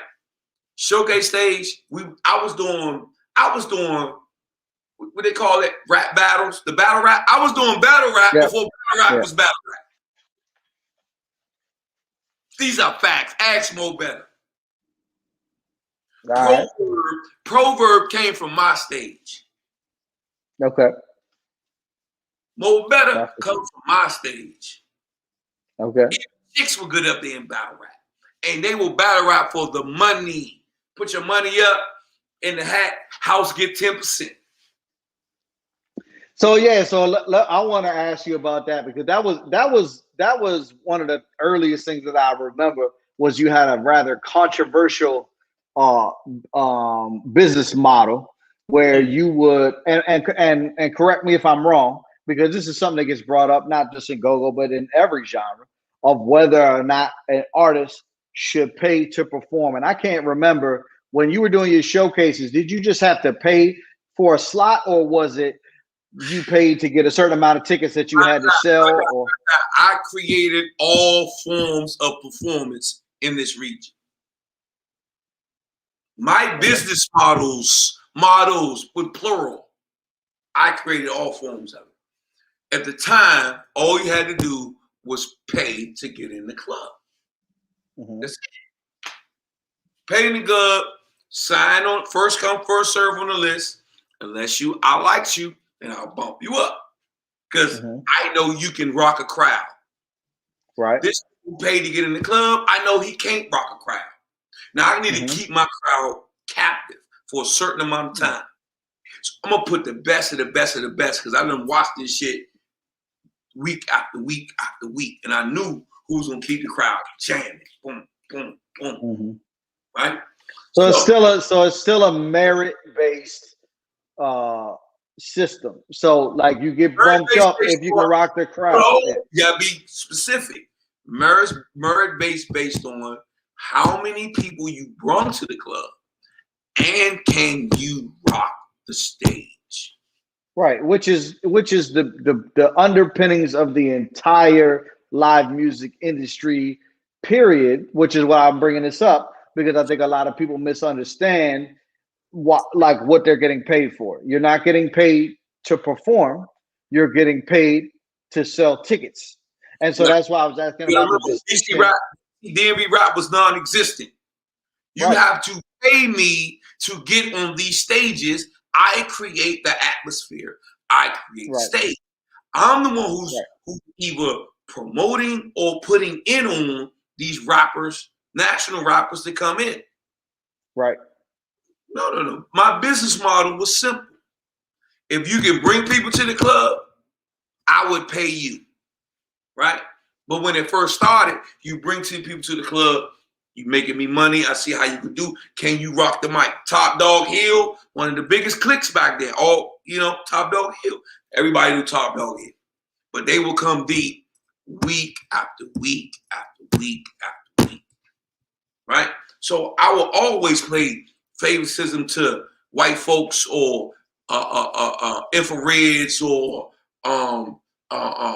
Mo Better, or who else is in that clique? Dirty Red. I know who you're talking about. Yeah, I would like, come on, Easy Money, come on, let's go. Rated R, come on, I got you. Let's go. 30 30, come on. Nonchalant. Yeah, it's funny. All of them that you're talking about, Rated R, and actually even 20 Bello and them. I remember when Mambo Sauce first started blowing up. This was before Welcome to DC, which is Miracles. We did I think it was For Sisters Only or Birthday Bash, I can't remember. And Rain and Barry, who was her husband at the time, put together the showcase, and Mambo Sauce was the band for all of them. Like, we performed and backed all. This was before the Tabby Benet. We started becoming Tabby Benet's band, but yeah, we performed for all of them. Rated R. I think Mo Better was part of it too. I can't remember. I met Tabby Benet. I think it was at Mirrors, New York Avenue. New York Avenue, yeah. I met Tabby Benet that night, and I met 6'5" that night.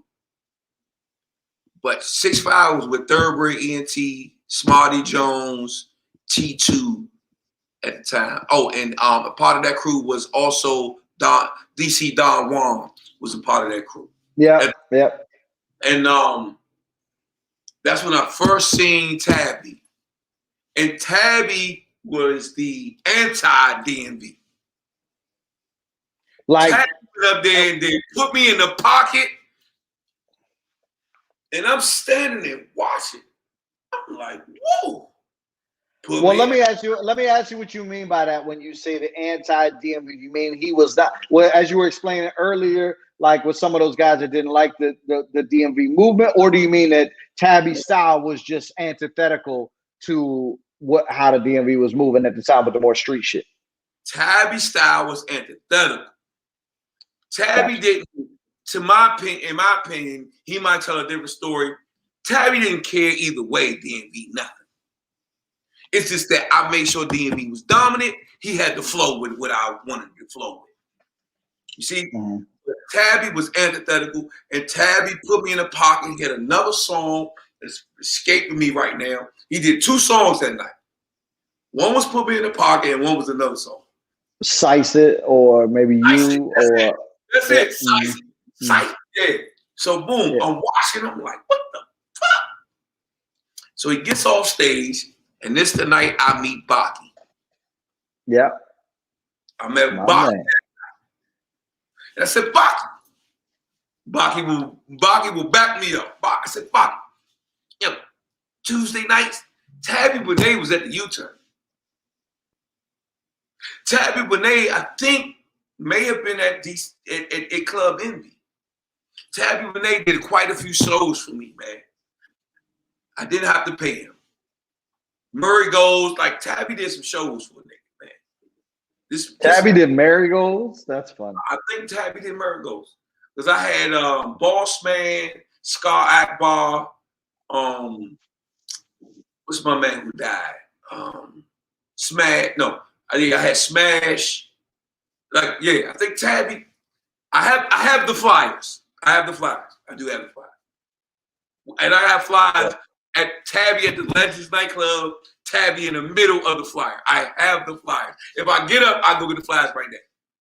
They'll prove it. He's up there. I believe you. Y'all got proof. I believe you. I just Marigolds and Tabby just. I don't know if he had Marigolds. I think it was at Envy, and I know I think he was at the U-turn. I'm not sure about U-turn makes sense. Yeah. U-turn, Envy, and Legends. Yes, Tabby was at the Legends nightclub, motherfuckers. That's almost even funnier than Marigolds, but the Legend is still like a legend. I mean, not to shit on Big John or nothing, but Marigolds obviously was, lasted a few years, but not anywhere as long as the Legends. Yeah. You know what I'm saying? But I know for a fact U-turn. I know for a fact Legends, and I know for a fact I believe he was at DC Stop.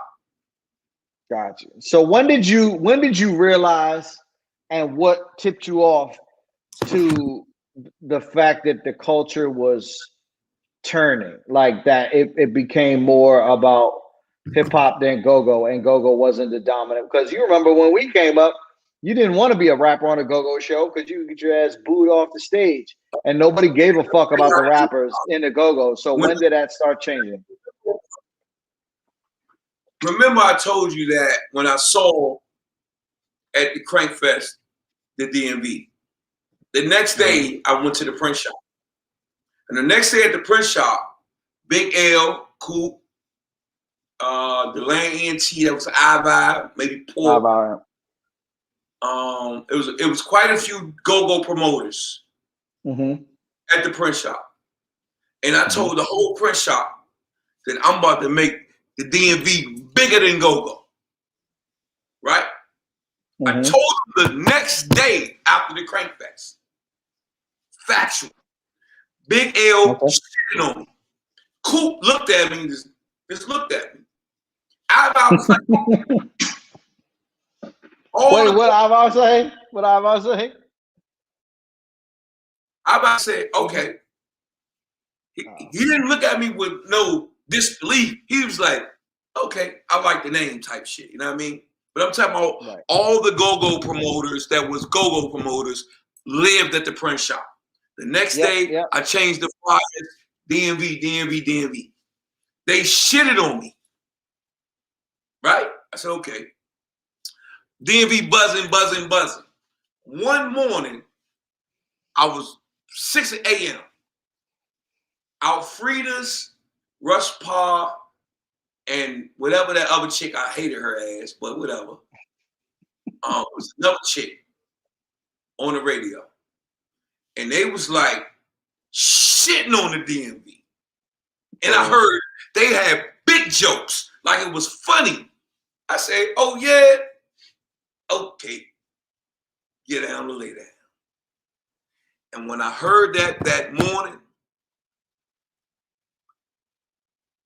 you know how you fuck with somebody and you're not supposed to fuck with them because they never gonna forget and they gonna stay at you for your whole life? That's me. Yeah. Gotcha. I feel like they fuck with what I was creating and they try to knock back what I was creating. So my job, fourth, was to take the fuck over. It was not the radio stations that was bringing a national accent. It was promoters that was coming through Create DC that was bringing a national accent. So now I'm taking it personal. So now it's DMV everything. DMV everything. The first, all the logos that the DMV used today came from Create DC. Black, Jono, or Fastax. Oh, and Chris. Those are the 4 people who created all the DMV logos. Chris was lazy. Hold up, I gotta say this. So Chris, whenever Chris hear this shit, it's the truth. Chris was lazy with the first logo. I went to Black. Black did the logo almost everybody uses today. Right. John did a variation, and Fastax did his own little tweak to it. But Black over in Zambia is the first logo that you see pop up if you Google DMV logos. Right? Okay. So boom. Now I'm pissed. I'm about to make you get down and lay down. Man Law. Dre All Day is now the host of all the major shows. There's going to be a rapper from the DMV on all the major shows. I don't care what I get. If they paying what they weigh, you getting on my stage. They go back to your pay situation, right? I wanted to be on the radio to be a personality, right? DJ Flex, my man, hated on me. He did. I felt like Flex was hating because he wanted to be a part of the street team when my name was ringing more bells than his in the whole city. Yeah, that's weird. Flex has always been really supportive to me, but I guess my name wasn't ever ringing more bells than his, so maybe that's why. My name, come on. At that time, everybody talking about Dre All Day in the Paint. Who? Flex's radio, Dre All Day in the Paint, was street, different levels. Flex and the radio wasn't booking these shows.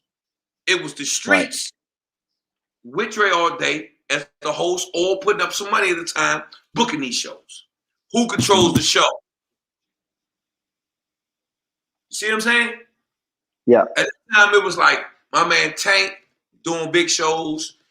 Tank got my first show with a national act, and that was with Pliers. Tank got me with Boosie.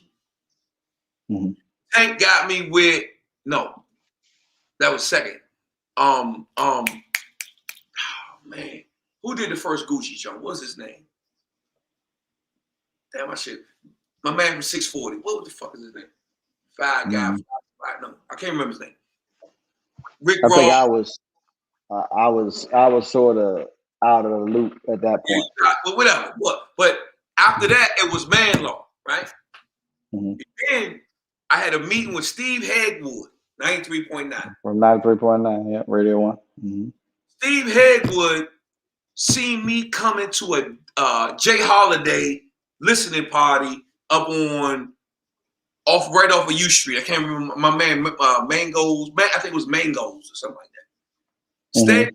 Hegwood see me come in, see me work the room, do my thing. Step to me, give me the 93.9 card, say, yo, call me. Right? Call Hegwood, say, come in for a meeting. I come in for the meeting, everybody see me. This was God rest the dead, God bless this man to the fullest. Steve Hegwood. I mean, Ill Will was alive. Ill Will, yep.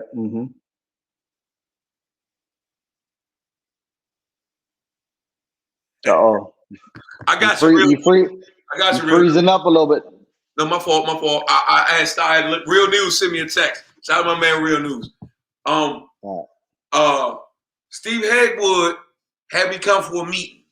I don't know nothing about the radio. I don't know how to push the boards. None of that shit, right? He said, yo, you know how to do the boards? How to, you know what I mean? I said, nah, you gotta teach me. I'm a quick learner. He said, all right, I'm gonna hit you back. I go out, I'm hitting the street doing my thing. I still stay in contact with him. I had a second meeting with him. 2 meetings. In these 2 meetings, Steph Lover, Pete Stew, Two-Face the Wild Boy, I think Alice the Analyze. There was a lot of names that seen me walk through that studio. And you know what Headwood told me when I came in his office for the second meeting? He said, I asked around about you. And he said, you can't be controlled and you're a walking commercial. I wouldn't disagree with that. Me neither. This is what I did disagree with. This is what I didn't disagree with.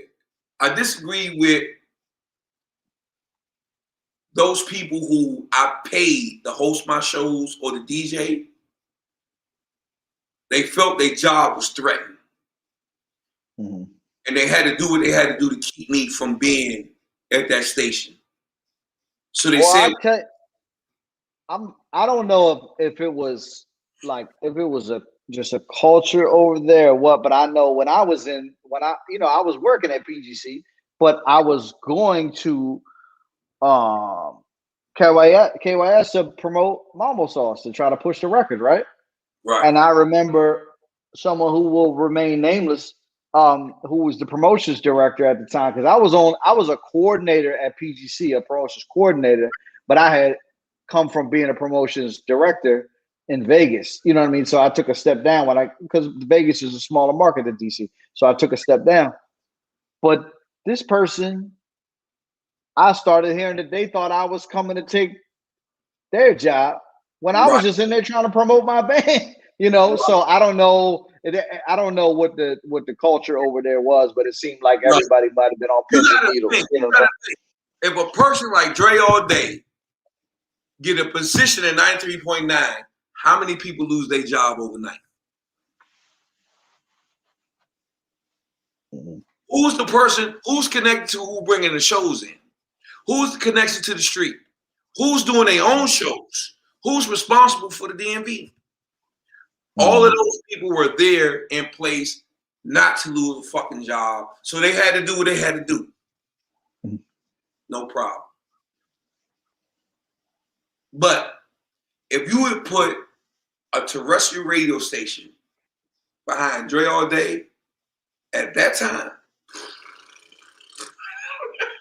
Well, let me ask you this, because I honestly, and my memory is kind of foggy, and I gotta wrap up pretty soon. But the first person I really remember on terrestrial radio that was really pushing the term DMV was Tigger.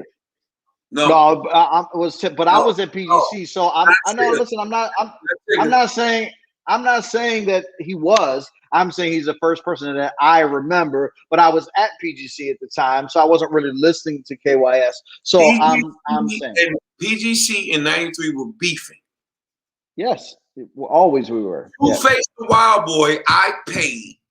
It was me, J-Mo, Tex Sosa, then. You must be getting text messages because you're freezing up. Two-Face, I don't know who man Two-Face was at the time, but Two-Face the Wild Boy hosted the backstage at Club Envy. Mm-hmm. Two-Face the Wild Boy, total professional, comes to the club early, open mic side. I am the host of the open mic side. He took my language that I was spitting on the open mic side, adopted it, took it to 93, and was putting it out there. Right? Mm-hmm. DMV is starting to bubble something terrible. Tigger, a smart motherfucker. He's watching what's bubbling. Tigger picked it up from Two-Face the Wild Boy, and Two-Face the Wild Boy picked it up off of me. Gotcha. All right. Well, there we have the story. Okay, I got one more question for you. When did you start going by Dre All Day in the Paint? And where, I mean, for those that don't know, I think it's a basketball reference, if I'm not mistaken. I'm not a sports dude, but that's what somebody told me at one time. So clear up where the name comes from, what it means. Bingo Long was his own character as what he was doing. Bingo was Pimptown clothing line, Pedo shop, Pimptown sportswear, the dude who rapped on the stage. Right. When I closed my last shop, which was a Marlboro Pike, which was the Pedo shop, it was 2005. I didn't know what to do next.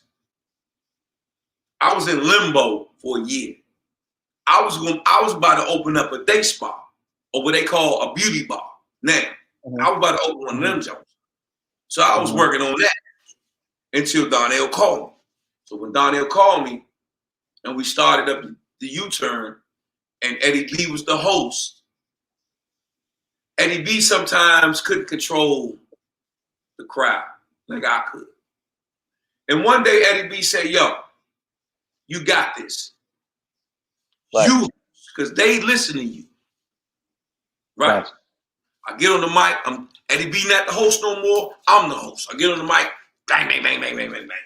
Moving it, doing what I got to do. So, funny you bring up Tigger.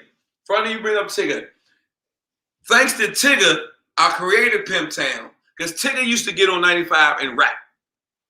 Yep. I used to rap over top of Tigger in my cars and come up with ideas. Bullshit you not. Right. So I'm rapping over top of Tigger, came up with Pimptown, right? I'm also rapping over top of Tigger, and I came up with Dre All Day in the Paint. And Dre All Day in the Paint was in the paint before Waka Flocka was in the paint. Years before Waka Flocka was in the paint. Right. So what is the for those that don't know, what does the term in the paint mean? I'm in the paint. That means I do the dirty work. Okay. I'm gonna get offensive rebounds, defensive rebounds. I'm elbowing, kneeing, scratching, poking. I do whatever it freaking take to get whatever's here out into the universe. Right. So it's a basketball reference talking about being in the paint where the part of the court is painted on the floor. Yeah. And then that's where you are. Yeah, gotcha. Back in the day, we're talking about Pistons, bad boy basketball. In the paint is where you made your money. Dennis Rodman made his money in the paint. He was willing to do whatever it took to get the job done. Dre All Day in the paint. Gotcha. Well, on that note, that's a perfect punctuation to this interview, sir. I appreciate you, man. I appreciate everything you have done for the DMV culture. I hate to tell you that I'm bringing Gogo back. So Gogo is dead. We ain't even get into that. Hey, no, we didn't. We're going to do another interview on that. But yes, it is dead right now. 7 years ago, and they tried to crucify me for that shit. No, I agree with you. But you remember what you said when you first heard me talking about stuff, and you was like, yeah, whatever. And then so that's all I'm saying. Just remember that. When go back, my brother, my light-skinned brother, is because the foundations of where it came from, you have no control over that. It doesn't exist anymore. Wait, say it again. Sorry, you cut out for a second. You said the reason why I cannot bring it back is because what? Because you do not have control over the foundation. Go-Go is based on, is a youth culture, is a generational culture. You're not, after what I did to this shit with the rap shit, game is over. Okay. You don't have band in school like you used to. You don't have this. Well, understand. I mean, you also got to band members coming from the church, not from the street. But you also got to remember that you should look at Mambo Sauce and realize that when I say Go-Go, I got a different vision of what that means. I'm not talking about no local shit. You know what I'm saying? And not that I'm shitting on the local stuff. That's great. It's perfect. But that's not my vision. You know what I mean? So I'm talking about something different. Your foundation is the foundation. If you try to stray away from the foundation will eat you alive. All right. Well, I will remember we had this conversation, and I will look forward to having another conversation in a few years with you, my friend. It is always a pleasure, sir.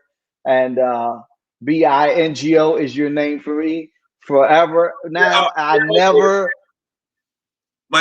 knew that shit. My face is a coupon, and the ladies love my hair. They already know what it is. That's what's up. Next time I interview you, you better wear a fucking fur coat and show me the respect that I deserve. I give you a different scenery in my sukasa. That's all I'm gonna do. Nah. You do got the fly scenery going on, bro. I appreciate you, man. Thank you, sir. I'm a creative nigga, man. I'm telling you. You see this shit what I got going on, you be like, whoa. I can dig it, man. Always a pleasure, man. We're gonna talk offline, I'm sure. And thank you so much for your time today, man. But you know what I'm saying. You know the truth. You know the truth, man. Shout out to my man Super C. Oh yeah, yeah. I told him that we were probably just gonna be joining on each other the whole time, but we kept it at bay, man. I appreciate you, bro. Hey, some of this shit can be chopped up. I need access to that. I'll send you the file. All right. All right, man. Have a good one.